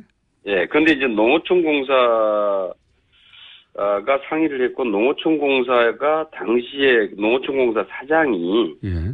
박근혜 대통령 후보 시절에 농정 공약을 총괄했던 예. 당시에 이름은 행복한 농어촌 추진단장이었는데요. 예. 이 양반이 이제 농어촌공사 사장으로 들어오면서 농업의 해외 시장 개척에 대단히 열정을 가지고 있었던 양반이에요. 예. 근데 이제 이 양반이 어떻게 이 부분에 대해서 접근을 했는지 모르겠는데요. 이것도 좀 국정감사에서 좀 더 좀 밝혀야 될 내용이긴 한데 접근을 해서 이런 부분들에 대한 이 무상양도 계약에 그러니까 현지인에게 이 땅을 넘기는 과정에 개입을 한 것으로 이렇게 보입니다. 납득이 잘 안 가는 대목들이 여러 군데 있군요. 근데 코이카 하니까 코이카 이사장 인선에 최순실 씨가 개입했다는 정황들이 나와서 한참 보도됐었는데 혹시 이 농장과는 아무 상관이 없습니까? 그 이사장의 인선 문제는 이 농장이 계약된 다음의 일이고요. 예. 그래서 아마 직접적인 이사장과의 직접적인 연계가 있었던 내용 같지는 않은데, 예. 문제는 그 최순실의 미르재단이 코이카의 코리아에이드 사업에 개입을 했던 시기가 예. 2015년 그 후반기부터거든요. 예, 예. 대강 시기적으로 보면은 이제 10월 달 정도, 2015년 10월 달 정도부터 코리아에이드 사업에 이제 개입한 것으로 이렇게 보여지는데요. 예. 이때 그러니까 이 무상 양도 계약이 체결될 시점이 2015년 12월 달입니다. 예. 그러니까 시기적으로 보면은 개입할 여지는 충분히 있다 이렇게 보여집니다. 아직까지는 밝혀진 내용은 없고요. 근데 이게 밝혀진 내용이 별로 없고 이 사실 자체를 발견하신 거군요. 지금 현재는. 네, 그렇습니다. 예, 방치되고 있고 노무현 정부 들어서 그 농어촌 공사 이관하기로 합의됐는데 이게 뒤집어졌고 그러는 상태로 계속 방치되어 있다가 코이카가 갑자기 현지인들에게 땅 일부를 무상 양도하고 공증까지 해버렸다. 근데 그게 국내법에는 어긋난다. 예.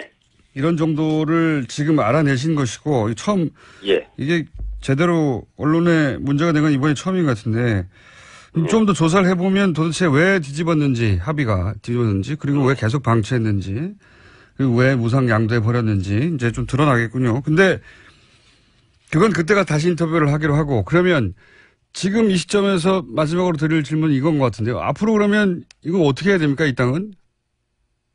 이것을 지금 이제 코이카에다만 맡겨서 뭐 코이카는 뭐 이 무상원조 기관이거든요. 그러니까요. 개발 기관은 아닌데. 봉사 활동도 담당하고 그러기 때문에 코이카가 이걸 직접 활용할 수 있는 방법은 쉽지 않을 것이고요. 예. 결국은 이게 이제 범정부 차원에서 대책을 좀 마련해야 될 것 같습니다. 그래서 농어촌공사나 내지는 이게 이제 보니까 뭐 발전 방안도 좀 검토가 있었던 것으로 보이는데요. 그러니까 태양광 발전 뭐 시설 이런 방안도 있었던 것 같고. 그런데 지금 이제 현재는 그 아르헨티나 정부에서 개발 허가를 받아놓기는 했는데 문제는 이 기간이 금년 5월까지였다가 이것도 이제 전혀 손을 못 대가지고 지금 1년을 더 연장해서 지금 내년 5월까지로 지금 연장돼 있는 상태거든요. 예. 이 안에 뭔가 좀 지금 이제 대책을 마련을 해서 이거 시행을 해야만이 되는 건데요. 시기상으로도 상당히 좀 촉박한 면도 있지만은, 이 뭐 외교부가 이걸 어떻게 처리하기는 좀 쉽지 않아 보인다. 그래서 이게 좀 관계기관 이 농림부나, 산자부나 이런 데들이 좀 합동으로 해서 여기에 대한 좀 대책을 좀 세워야 될 것 같다는 생각입니다. 알겠습니다. 그 땅이 뭐 저는 농장 몇 개 정도 수준인 줄 알았더니 서울시 3분의 1 크기면은 예, 어마어마한 땅이라서 반드시 해결해야 되는 문제네요. 네, 오늘은 사람 대부분 이런 땅이 있는지도 잘 모르고 있었습니다. 그러니까요. 예. 어마어마하게 큰 땅이네요. 오늘 여기까지 듣겠습니다. 앞으로 새로운 내용 나오면 다시 한번 연결하겠습니다. 오늘 말씀 감사합니다. 알겠습니다. 감사합니다. 지금까지 김경엽 의원이었습니다. 불친절한 AS. 오늘 BBK 설명이 제일 쉽습니다. 스타워즈 에피소드 1을 보는 기분이랄까? 예. 에피소드 0도 있고 마이너스 1도 있습니다, 앞으로. 예, 더 있어요. 예. 이게 기원이 아니에요. 더 올라옵니다. 역시 반복 학습이 효과적이네요. 이제야 다스사고를 좀 이해하게 됐습니다. 네. 딱 이해가 시작됐는데 끝나버리네요. 게스트 나로 그냥 공장장 말이 너무 많아요. 예. 제가 너무 말이 많습니다. 예. 어쩌실 겁니까, 그래서. 자, 연휴가 너무 싫다. 예. 공장장이 너무 보고 싶었어요. 그러시겠죠? 자, 휴가를 보내고 났더니 목소리가 돌아왔어요. 예. 발음도 좋고, 역시 휴식이짱. 예. 하루 이틀 지나면 바로 또 돌아옵니다. 이런 문자들이 오늘 많이 왔네요. 예, 오늘 휴가인데 이렇게 문자들을 많이 보내시나. 아직도 휴가는 끝나지 않았습니다. 예, 마지막 잘 보내시고 내일 다시 뵙겠습니다. 여기까지입니다. 자, 인문결 연구소의 소장님이십니다. 안녕하십니까? 네, 안녕하십니까. 임상훈입니다. 홈페이지는 아직 없습니다. 네? 없죠? 홈페이지 아직도? 아, 네네. 좀 늦어지고 있네요. 예. 그럼 제가 만드는 게 아니라서 예. 제가 어떻게 못하겠네요. 지금까지 홈페이지가 아니라 카페에서 네. 예, 운영하셨다가 드디어 독립 홈페이지가 곧 만들어지고 그렇게 되면 이 유료 가입이죠? 아, 물론 이제 그러니까 회원이 되려면 그게 이제 그 정회원은 원래 회비를 내는 사람이 정회원이 되니까. 네. 얼마죠? 한 달에? 제가 그때 잘못 말씀을 드렸어요. 네. 제가 이렇게 잘 모릅니다. 실무자한테 물어봤더니 제가 잘못 얘기했다고. 네. 얼마인데 얼마로 말씀하신 거예요? 원래 4만 원인데 제가 2만 원이라고 잘못 얘기했어요. 4만 원인데 2만 원. 잘못 1년. 얘기했어요. 아니 한 달에. 한 달에 4만 원이요? 야, 이거 비싸네요. 그게 비싼 게 아니죠. 왜요? 거기에 모든 저 권리가 다 들어가는데. 권리가 뭐뭐 있습니까? 강의도 들을 수 있고. 예. 저 장소 그때 말씀드렸지만 장소 이용하고. 아, 장소 이용하는 모든 컨설팅. 그런 것들이 다 거기에 같이 제공이 되는 건데. 제가 보기에는 지금 100명 정도 되죠. 좀 안 됩니다. 100명 안 되는 것 같아요. 그래요? 근데 그 공장장님 덕분에 예. 좀 많이 늘었어요. 역시 좀 늘었습니까? 예, 그 청취자들이 많으시구나라는 것을 다시 한번 느꼈고 어느 한 분이 어젠가 글을 쓰셨더라고요. 그 목소리하고 생긴 거하고 똑같아요. 그런 글을 남기셔서. 근데 이게 보이나? 어디 보이? 소장님이? 네네. 아, 제가 소장님이야 뭐 스타일리시하죠. 예. 3만 원 정도로 좀 할인 안 되나요? 아, 한 명을 친구를 데리고 오면 3만 원입니다. 한 명, 두 명이나요? 네. 제가 이번에 좀 외웠어요. 회보기가 얼마인지도 모르고 있다가 그러면은 제가 보기에는 그냥 혼자 와도 3만 원으로 하고 네. 차라리 가입자 배가 운동을 하는 게 왜냐하면 3만 원과 4만 원의 이 느낌이 좀 다릅니다. 그런가요? 예. 하다못해 3만 2천 원이랍니다. 4만 원대로 올라가면 좀 많거든요. 자, 오늘 주제는 뭡니까? 네, 오늘도 그 단편 주제 하나하고 네. 메인 주제 하나하고 두 개를 가지고 와봤는데요. 예. 단편 주제로 스페인 이야기를 좀 해볼까 합니다. 많이 보도가 되고 있습니다만은 카탈루니아 문제가 점점 그 해결이 될 기미가 안 보이고 꼬이고 있어요. 예. 장기화될 조짐을 보이는데 그 지난 1일 날 그 카탈루니아 분리 독립 주민 투표 하지 않았습니까? 예. 근데 그 효력을 스페인 중앙 정부가 전혀 인정을 하지 않죠. 인정을 하지 않을 뿐만 아니라 그 공권력을 통해 가지고 그 투표 자체를 무력화를 시도를 했었고요. 예. 그런 과정에서 이제 양측의 갈등의 골이 더 많이 깊어졌습니다. 그래서 이제 카탈루니아 독립주의자들이 총파업으로 맞섰죠. 스페인 정부에 대해서. 그래서 이제 독립을 하겠다. 고집을 피우고. 이게 진짜 그 제가 카탈루니아 사람이 아니라 잘 모르겠는데 네.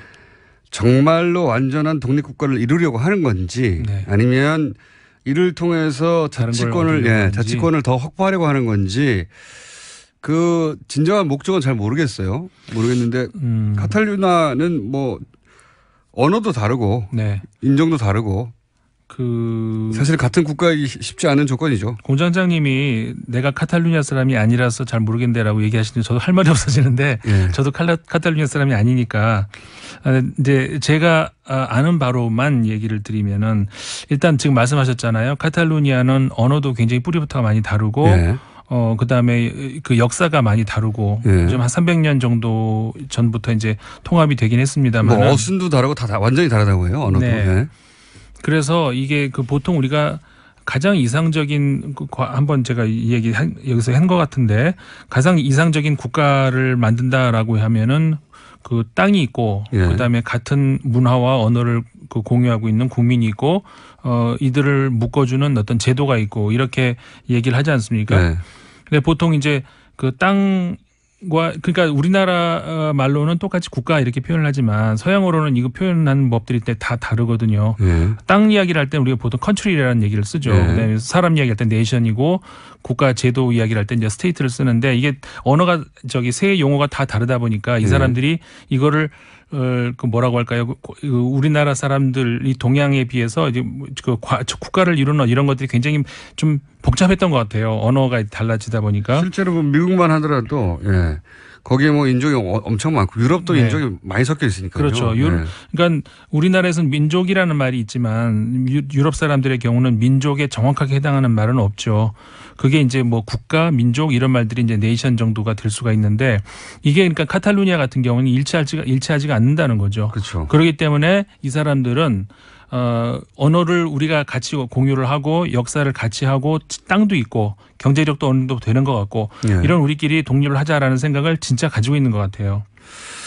다만 네. 그렇게 됐을 때 문제가 되는 것이 지금 실제로 벌어지고 있는 일이 어떤 일이냐면은 지금 이제 글로벌 사회다 보니까는 그 지역 경제만 가지고 카탈루니아 경제가 그렇게 된 것은 아니고 네. 외국 기업들이 많이 들어가 있잖아요. 네. 근데 외국 기업들이 이런 그 혼란 상태에서 위기 의식을 느끼니까 밖으로 빠져나가려고 이렇게 한단 말이에요.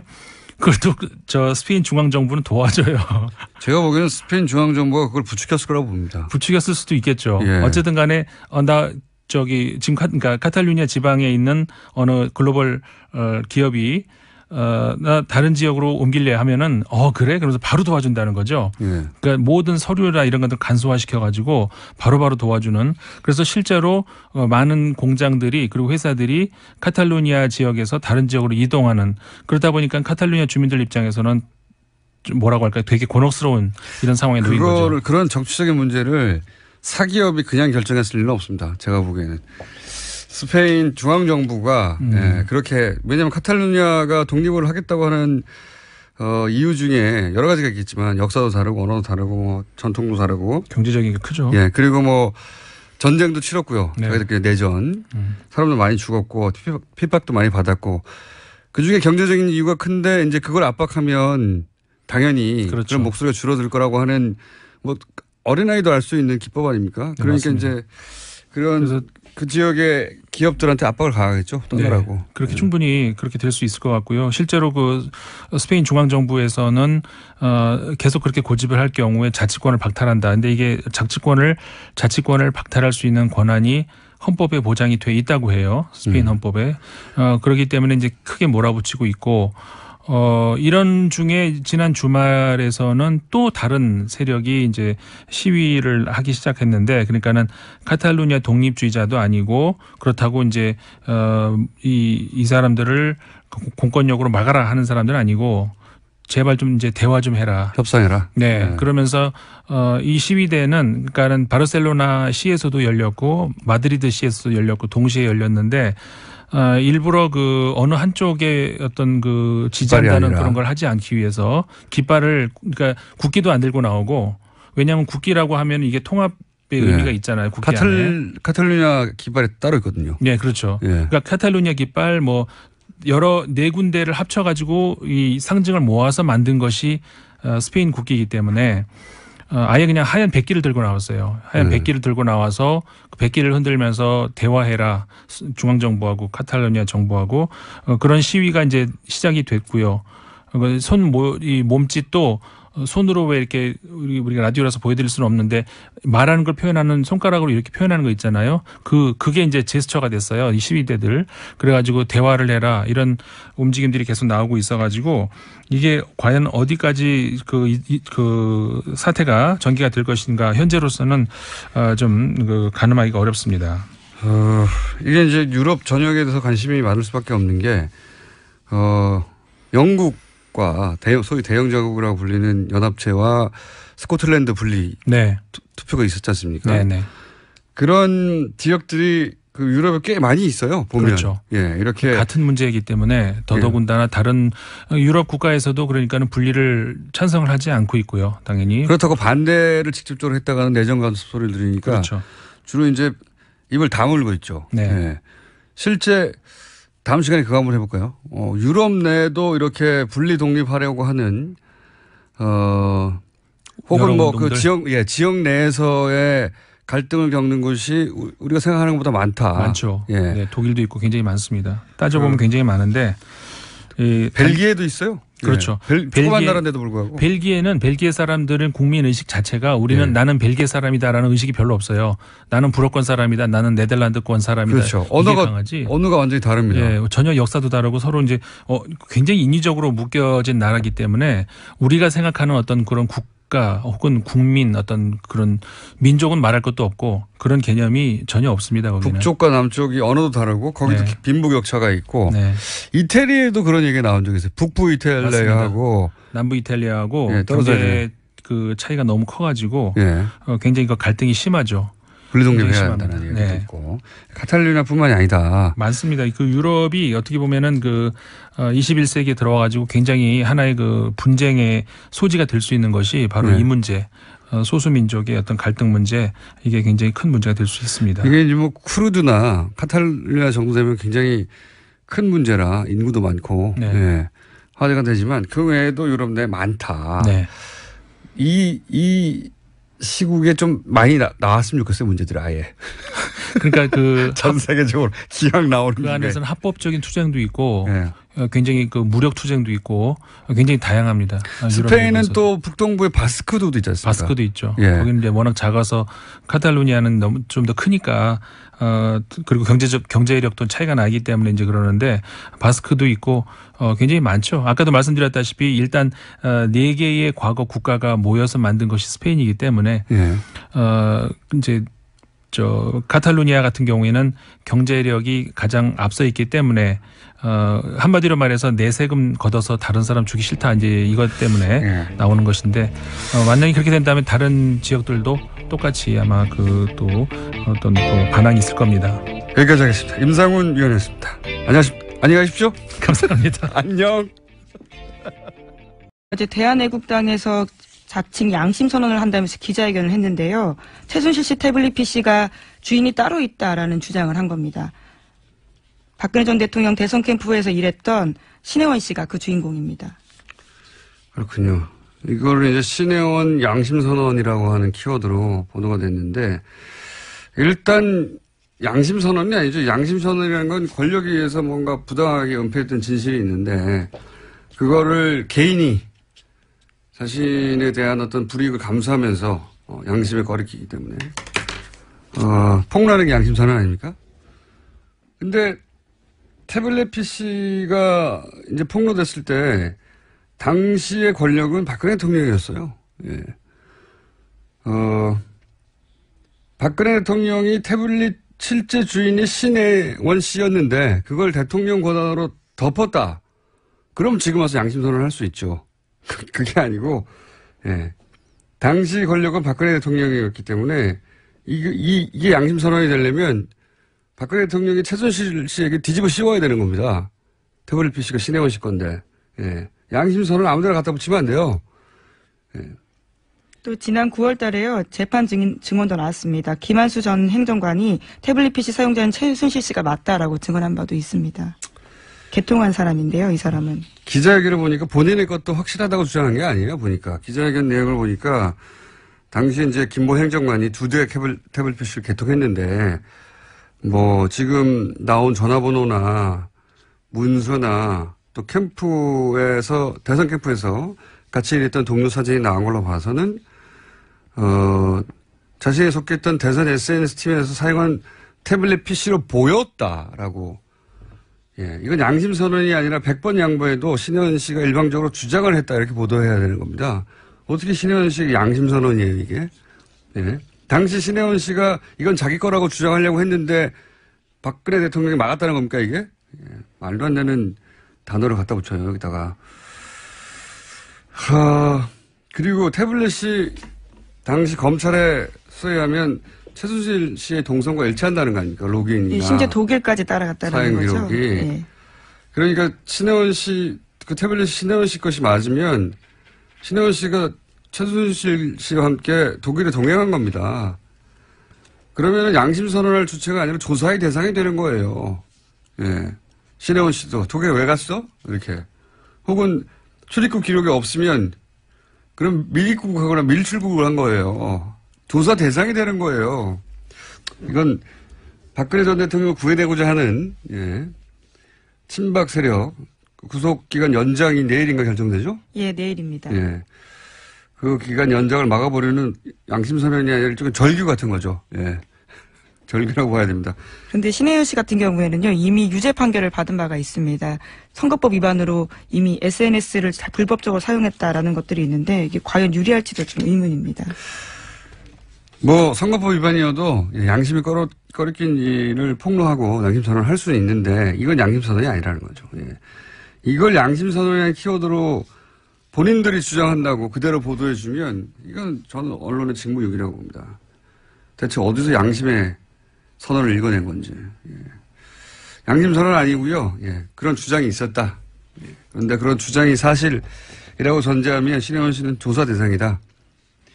그리고 신혜원 씨가 어떻게 최순실 씨와 독일을 동행했다는 건지 혹은 뭐 거기에 찍힌 최순실 사진을 그럼 옆에 앉아서 찍었다는 건지 가족 사진도 조사의 대상이 되는 거죠. 물론 뭐 이게 사실로 밝혀질 확률은 제로에 가깝다고 저는 보긴 합니다만 그런 주장은 있었고 어제 크게 보도가 되고 검색어도 올라왔고 그죠? 화제가 되긴 했었습니다. 하지만 양심선언은 아니다. 예, 정확히는 신혜원 씨가 속한 단체에 대해서 이야기한 겁니다. 선거법 위반 부분요. 어쨌든 양심선언이라고 보도한 자체가 저는 이게 언론의 직무유기라고 봅니다. 여기까지 할까요? 예. 네. 휴가를 하루 일찍 끝내서 억울한 시사이네. 예, 김은지였습니다. 감사합니다. 자, 조준영 기자, 안원구 전 너무 길어요. 대구지방국세청장님 나오셨습니다. 안녕하십니까? 안녕하십니까? 안녕하십니까? 자, 연휴를 마지막 날을 쉬지 못하고 여기 나오게 해서 매우 고소합니다. 아니 혼자 하시지 듣지도 않는데. 네, 오늘 출근길에는 듣는 분들이 평소에 비해서 매우 적겠지만 또 이게 다운로드 받아서 듣게 됩니다. 예. 주말에 저희 PD 얘기로는 연휴 기간에 다운로드는 더 늘어났다고. 예. 심심한 거죠. 네. 또는 멀리 운전하러 가실 때, 운전하고 멀리 가실 때 듣기도 하고. 자, 오늘 아침 실시간으로 듣는 분들의 숫자는 좀 적을 것이다. 그러나 결국 오후에나 내일 다운로드 받는다. 라고 생각하고 이제 방송을 하면 덜 억울하잖아요. 자, 오늘은 저희가 140억을 돌려받는 과정에 대한 얘기를 쭉 해왔는데 오늘은 조금 바꾸겠습니다. 한 발 더 들어가서 140억을 돌려받기 이전 상황을 한번 정리해보죠. 예. 다스에서 140억을 돌려받았다. 이 얘기는 이제 충분히 저희가 했고 그러면 이 이전 상황 어쩌다가 이 140억을 돌려받는 상황까지 오게 됐느냐 이게 바로 이제 거예요 이거. 네, 휴가는 중요하니까요. 트럼프 대통령이 단 한 가지는 효과가 있을 것이다. 무슨 뜻일까 뭐 해석하고 있던데 해석할 필요 없어요. 예. 그냥 협박하는 거예요. 계속해서 대한 뜻이. 미국 기자들도 계속해서 물었는데요. 그게 무슨 뜻이냐고요. 아주 조만간 알게 될 것이다 라고만 답했다고 합니다. 예. 뜻을 알 리가 있나요. 그냥 협박하는 건데. 트럼프는 자신이 미친 사람으로 보여서 실제로 그런 결정을 내릴 수도 있다. 라고 상대에게 인식을 시켜서 협상을 유리하게 끌고 가는, 그런 걸 자신의 전략이라고 한다고 하는데, 이거는 자기 개인 비즈니스 할 때는 유용한 전략일 수 있습니다. 왜냐면 그런 전략이 실패해도 잃는 거는 결국 자기 돈밖에 없잖아요. 근데 이거는 한순간의 실수나 착각으로 우리가 주는 거예요. 다른 나라 사람들이 수백만 명 이상의 목숨이 걸리는 일이에요. 예. 그러니까 자기가 개인 비즈니스 할 때 쓰던 전략을 국제 외교에서 자기 목숨을 걸고 하면 또 모르겠어요. 다른 사람 목숨을 걸고 하는 겁니다. 예. 이런 정신 상태를 가진 사람의 트윗을 뭐 하루가 멀다 하고 중계하면서 거기 무슨 대단한 전략 뭐 그런 게 있는 것처럼 해석을 하는데 없어요 그런 거. 미국 대통령이니까 무슨 대단한 철학과 정신과 전략이 있을 것만 같다고 착각하는 거죠. 예. 그냥 장사꾼이 평생 자기가 하던 대로 국제 외교를 하는 겁니다. 다른 사람 생명을 판도를 걸고. 네, 같은 비판을 소설가 한강 씨가 뉴욕타임스에다가 기고하기도 했습니다. 제 기고는 왜 안 받을까요? 이건 우리 언론은 이걸 생중계할 게 아니라 끊임없이 비판하고 압박을 해야 돼요. 아니 우리 생명을 걸고 자기 판도를 걸든가. 우리나라 국민들의 생명을 걸고 자기가 왜 이런 도박을 하는 겁니까? 그걸 무슨 대단한 국제적인 전략과 정신이 있는 것처럼 이렇게 중계하고 무슨 의도일까? 바보 같은 짓이에요. 바보 같은 짓. 이런 거를 우리 언론들이 그 뒤에 깊숙한 위대한 전략이 있는 것처럼 중계하는 것은 관종이라니까요. 그냥. 자기 장사하던 기법대로 국제 외교를 하는 겁니다. 홍군형을 내야 됩니다. 이건. 자, 오늘은 휴일이니까 널널하게. 자, 다음 뉴스는요. 네, 또 눈에 띄는 소식이 있는데요. 미국 국무부가 다음 달 미국에서 열리는 역도 세계선수권대회에 북한 선수들 비자 신청이 가능하다라고 밝혔습니다. 그러니까 대회를 준비 중인 미국 역도연맹에서 말한 건데요. 등록 마감일 전에 북한 측으로부터 연락이 올 것을 기대하고 있다라고 밝혔다고 합니다. 대통령은 이제 이렇게 미친 사람 전략을 쓰고, 예, 그게 무슨 대단한 것처럼. 북한의, 벼랑 끝 전술, 하고 뭐 똑같은 겁니다, 그냥. 예. 똑같은 거예요. 무슨 여기 위대한 전략이 있어요. 내가 더 미쳤냐. 이 동네 미친놈은 나야. 이런 거잖아요, 전략이. 자, 그런 가운데서도 또, 뒤에서는 협상 혹은 대화 혹은 뭐, 스포츠 교류까지도 스포츠 있는 교류 거죠. 이런 거는 추진하고 있다. 뭐 이런 뉴스입니다. 네. 또 앞서서 말씀드렸는데요. 소설가 한강 씨가 뉴욕타임스 8일자에 기고한 글이 또 화제가 되고 있습니다. 제목은 미국이 전쟁을 이야기할 때 한국은 몸서리친다인데요. 부제는 승리로 귀결되는 어떠한 전쟁 시나리오도 없다라는 내용입니다. 그러니까 한국 사람들한테 전쟁은 현실이다라는 건데요. 그렇기 때문에 평화적이지 않은 해법과 승리는 공허하고 터무니없으며 불가능한 슬로건이다라고 지적했습니다. 트럼프 대통령은 위대해서 미국 대통령이 된 게 아니고 미국 대통령이 되고 보니 위대한 사람인 줄 착각하는 거예요. 예, 별거 없습니다. 자, 이런 기고문이 한국에서 더 많이 가야죠. 예. 이게 벌써 몇 달 만에, 몇 달입니까? 몇 달 동안 전쟁 난다고 하는데 우리나라에서 이런 기고를 한 사람이 주요 매체에 미국 주요 제 처음이라는 게 이게 안타까운 일인 거예요. 예. 우리가 당사자인데 한강 씨한테 고마움을 제가 개인적으로 전합니다. 저희가 인터뷰하자고 하실까요? 예. 추진해 보겠는데 국내 인터뷰는 잘 안 하시는 것 같더라고요. 또 다음 뉴스는 뭡니까? 네, 또 올해 노벨 평화상을 핵무기 폐기 국제운동이란 단체가 받았는데요. 이 단체 또한 도널드 트럼프 미국 대통령과 김정은 북한 노동당 위원장을 비판했습니다. 둘 다 멈춰야 한다라는 메시지를 낸 건데요. 핵무기를 사용하겠다고 위협하는 행위도 불법이고 핵무기 보유와 개발 역시 불법이다라고 강조한 겁니다. 알겠습니다. 예. 핵무기 폐기 국제운동. 트럼프와 김정은 모두 비판을 했다. 정상이죠. 둘 다 비판을 해야 되는 거죠. 자, 다음 뉴스는요. 네, 외교안보 관련된 소식 하나만 더 전해드리면요. 또 지미 카터 전 미국 대통령이 나설 거다라는 보도가 있습니다. 북미 간 메신저 역할을 하기 위해서 방북을 추진하고 있다라고 중앙일보가 오늘 아침에 보도했는데요. 최근에 그를 만난 박한식 조지아대 명예교수가 밝힌 사실이라고 합니다. 뿐만 아니라 카터 전 대통령은 지난 4일에는 미국 워싱턴 포스트에 기고도 했었는데요.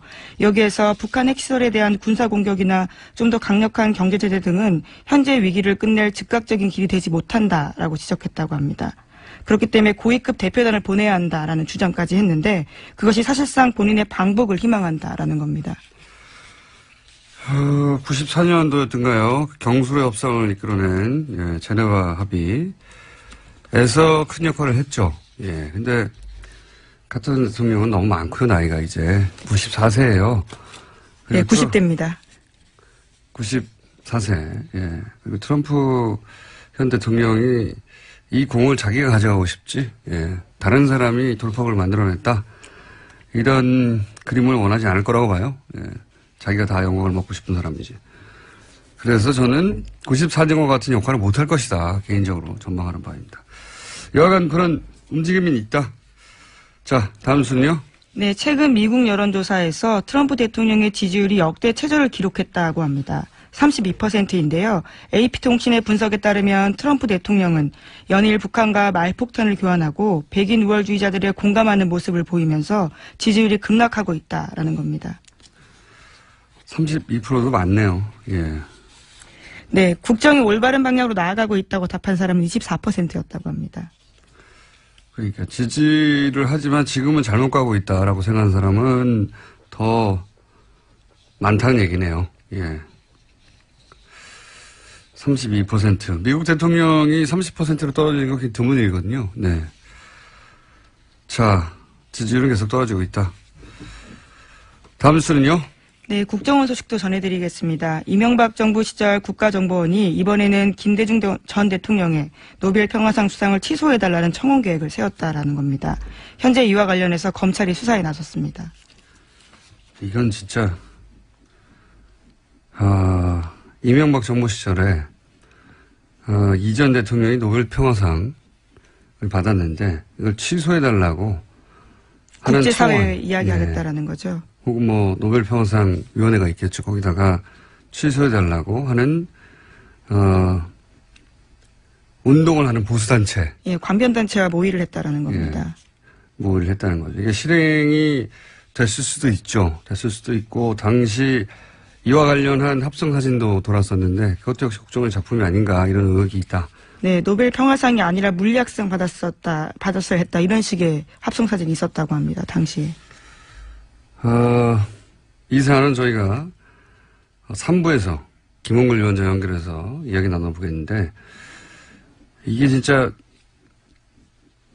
감옥에 보내야 됩니다. 감옥에 다 이런 계획을 세우고 서로 실행되지 않았다고 하더라도 이게 소위 말해서 진보 정권이 다시는 탄생하지 못하도록 하겠다는 보수 100년 집권 계획의 일환이었을 거라고 봐요. 예.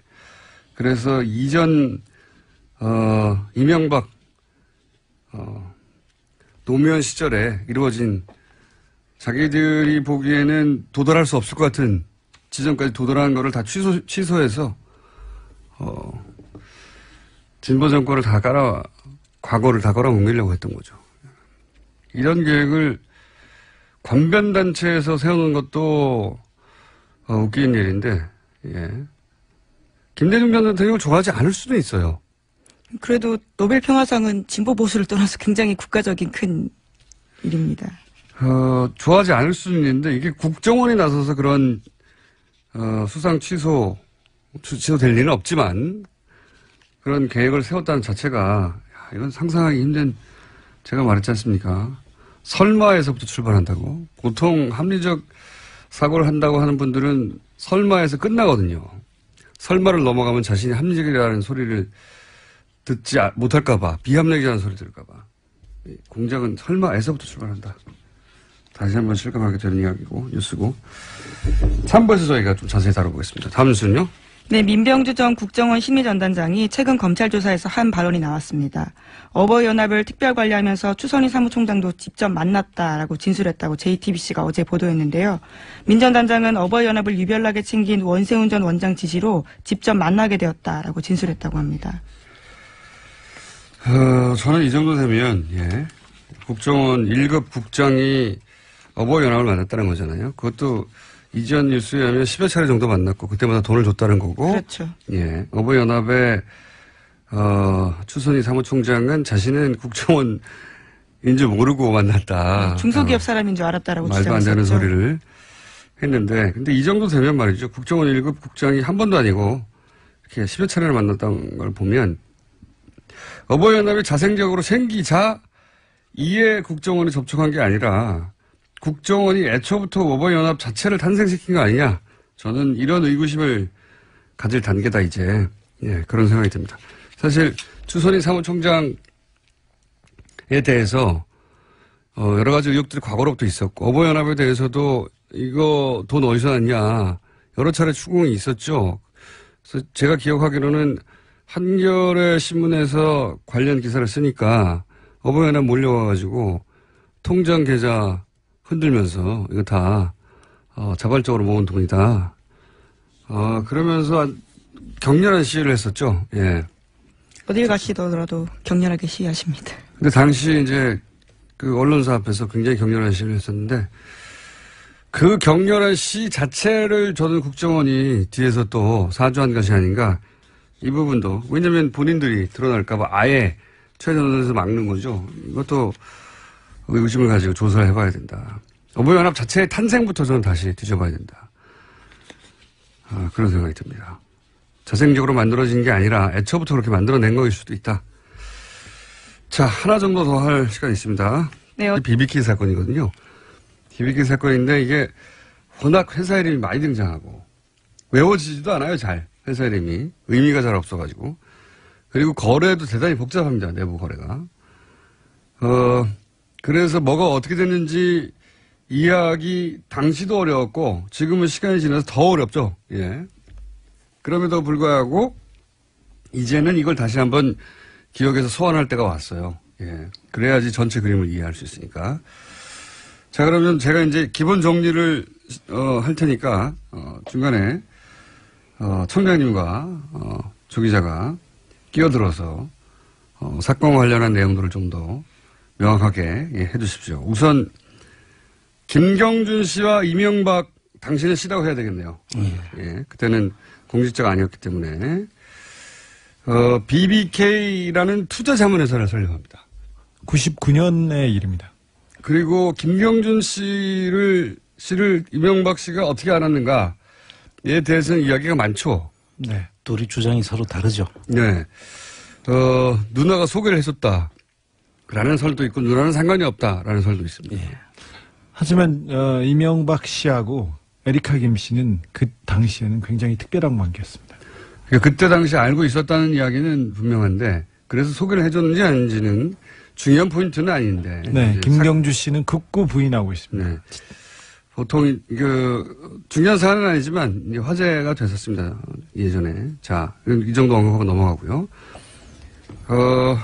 설립하는데 그래서 당시 대표이사가 김경준 씨가 되고 이 종잣돈이라기는 굉장히 큽니다. 190억. 190억은 다스에서 나오는데 이 다스는 이제 여러 차례 언급했지만 이명박 전 대통령 참여 의혹이 있는 회사입니다.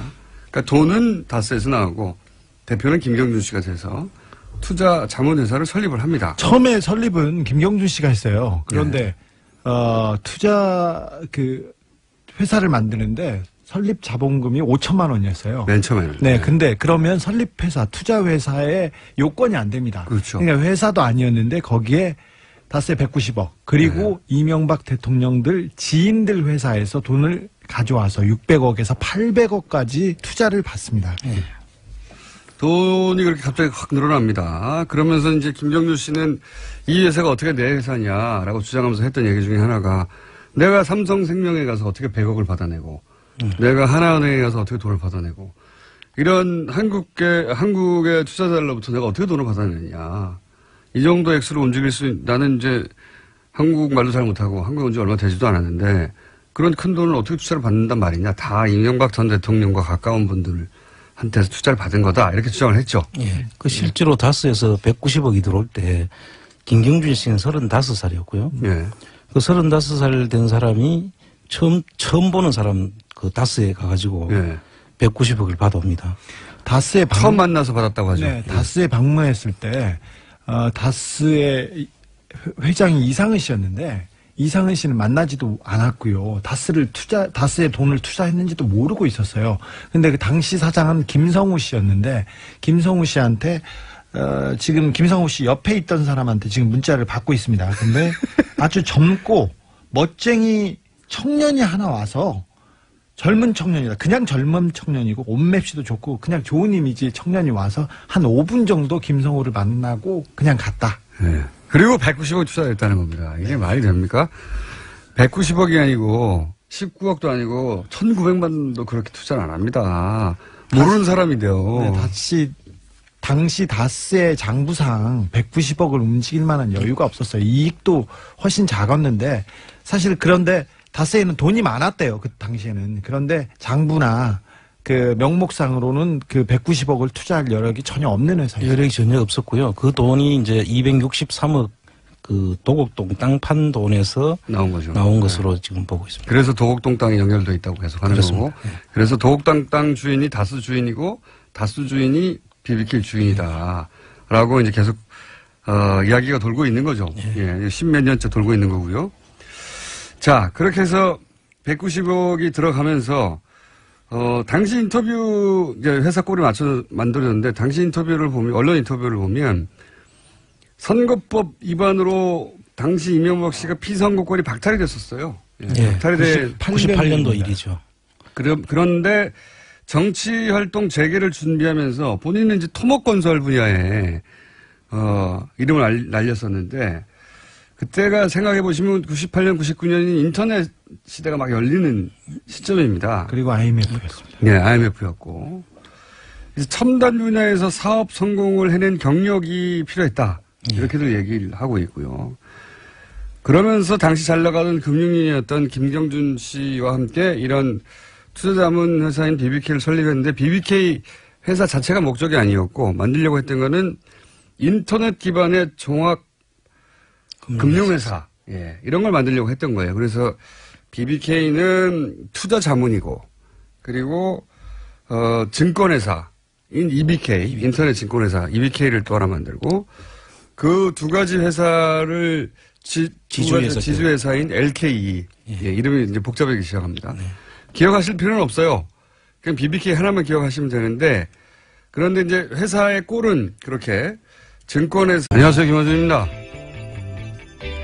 오늘은 열흘간 이어진 연휴의 마지막 날입니다. 역대 최고란 공항 인파 사진이 연일 뉴스가 됐죠. 이 정도 연휴가 언제 돌아오나 달력을 뒤진 사람들도 많습니다. 2025년 그리고 2034년 그 다음이 2044년 앞으로 8년, 17년, 27년을 기다려야 합니다. 1년 중 열흘 연속 쉬는 날이 앞으로 27년간 3번밖에 안 된다는 사실. 뭔가 크게 잘못됐다 생각 들지 않으십니까? 한 조사에 따르면 세계 주요 28개국 연차 휴가 평균 사용일 조사에서 7년 연속 세계 꼴찌를 기록한 게 우리나라입니다. 유럽 대부분 국가들은 25일에서 30일 수준, 홍콩, 인도, 싱가포르 같은 아시아권도 15일 정도. 조사 대상 중 오로지 우리나라만 한 자릿수입니다. 프랑스는 연차가 아니라 연속 휴가를 1년 최소 12일 법적으로 보장하고 있죠. 최소가 매년 12일입니다. 열심히 일한 당신 떠나라 하는 광고 문구가 몇 년 전 유행했었습니다. 휴가를 떠나는데 그동안 열심히 일을 했다는 핑계가 필요했던 거죠. 그런 핑계는 없어도 됩니다. 사람에게는 고용관계를 벗어나 김 이사, 박 과장, 이 대리가 아니라 한 사람의 자연인으로 돌아가 쉴 수 있는 권리가 마땅히 있어야 하는 거죠. 유사일에 그 권리가 없는 자들을 우리는 노예라고 불렀습니다. 휴가제도에 국가 단위의 전면적인 개선이 필요하다. 김어준 생각이었습니다.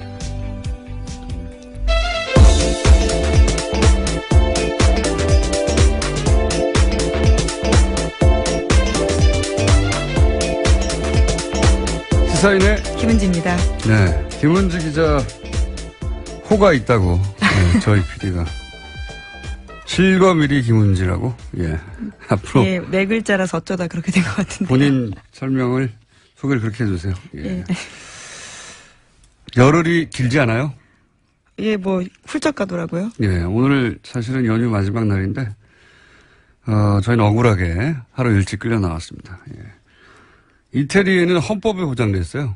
헌법에요? 헌법에 휴가에 대한 권리는 보장되어야 하고 그 권리는 포기할 수 없다. 이렇게 헌법이. 아니 무슨 휴가를 헌법에 넣느냐 이런 생각도 하실 텐데 저는 휴가에 대한 우리나라의 이제 일반적인 인식 수준을 바꿔야 된다고 생각을 하는 게 열심히 일한 당신 떠나라 굉장히 성공적인 가표잖아요. 많은 사람들이 설득되는. 근데 이제 이게 가만히 생각해 보면 일을 열심히 했으니까 떠나도 된다 하는 어떤 명분을 만들어준 거거든요. 그러니까 정상적인 휴가조차 눈치를 보고 못 떠나는 우리 사회 분위기를 반영한 거죠, 이제. 열심히 일했으니까 떠나, 이제 괜찮아, 이렇게. 근데 남들보다 훨씬 열심히, 더 미친 듯이, 일을 하지 않아도 그냥 정상적으로 일을 했으면 이미 충분한 겁니다. 예, 권리죠, 그냥. 그러니까 우리 사회가 아주 오랫동안 반기업 정서, 반기업 정서가 나라와 경제를 망친다 이런 얘기 많이 했었잖아요. 요즘도 해요. 기사사 반기업 정서라는 단어를 검색어에 넣으면 아직도 많은 사람이 그런 얘기를 합니다. 예. 근데 우리나라 노동자 휴가가 OECD 국가 중에 한 자릿수예요. 유일합니다. 한 자릿수가. 예. 이것도 근데 그 연차 휴가가 한 자릿수거든요. 연차 휴가라는 게 한 달에 한 번 쓰는 거잖아요, 보통. 그렇죠? 그걸 다 합친 게 열흘이 안 된다는 거예요. 전 세계에서. 이 조사한 국가 중에 유일하게. 근데 이제 1년에 연속으로 열흘 정도 쉬는 거를, 이번에 황금휴가라고 10년 단위로 기다려야 되는 황금휴가더라고요. 찾아보니까. 미친 겁니다. 제가 보기엔. 매년 이 정도는 쉬어줘야, 최소 매년 이 정도는 쉬어줘야 한다고 다른 나라에서는 얘기하는데 우리 10년에 한 번이에요. 예. 세계 최장시간 노동이라고 하고 우리나라가. 그리고 세계 최단기 휴가인 거죠. 예. 그러니까 세계 최저 출산율이 나오는 겁니다, 이게. 예. 행복지수도 가장 낮은 나라고, 이게. 일로부터 자유로울 권리를, 예. 법으로부터. 네, 그렇죠. 제도로, 강제로 보장해야 된다. 예, 권리와 의무 모두 보장하면 좋을 것 같습니다. 예. 휴가에 대해서요. 너무 오랫동안 일만 해왔어요. 예. 반기업 정서. 영어로는 반기업 정서 많이 애씁니다. 갑자기 영어를. 저도 해외 갔다 온 김에 갑자기 말도 안 되는 소리고요. 우리나라처럼 기업하기 편한 나라가 없어요. 자, 뉴스를 진행해볼까요? 네. 네. 계속해서 트럼프 대통령 소식 전해드렸었는데 오늘도 첫 소식은 트럼프 대통령 이야기입니다. 도널드 트럼프 미국 대통령이 현지 시각으로 7일에 과거 북한과의 협상이 효과가 없었다면서 단 한 가지는 효과가 있을 것이다 라고 주장했습니다. 군사적 옵션을 내비쳤다라는 해석이 나오는데요. 동시에 또 북한이 미국 본토를 위협할 ICBM을 발사 준비한다는 소식도 있습니다. 내일이 북한의 노동당 창건 72주년 기념일인데 이를 앞두고 북미 간의 신경전이 이어지고 있는 겁니다. 너무 그렇게 열심히 할 필요 없어요. 오늘 출근하는 사람 그렇게 많지 않습니다. 팟캐스트로 많이 들으시더라고요. 오늘 내가 운전해 오다 보니까 역시 도로에 차가 없어요. 예. 우리 기한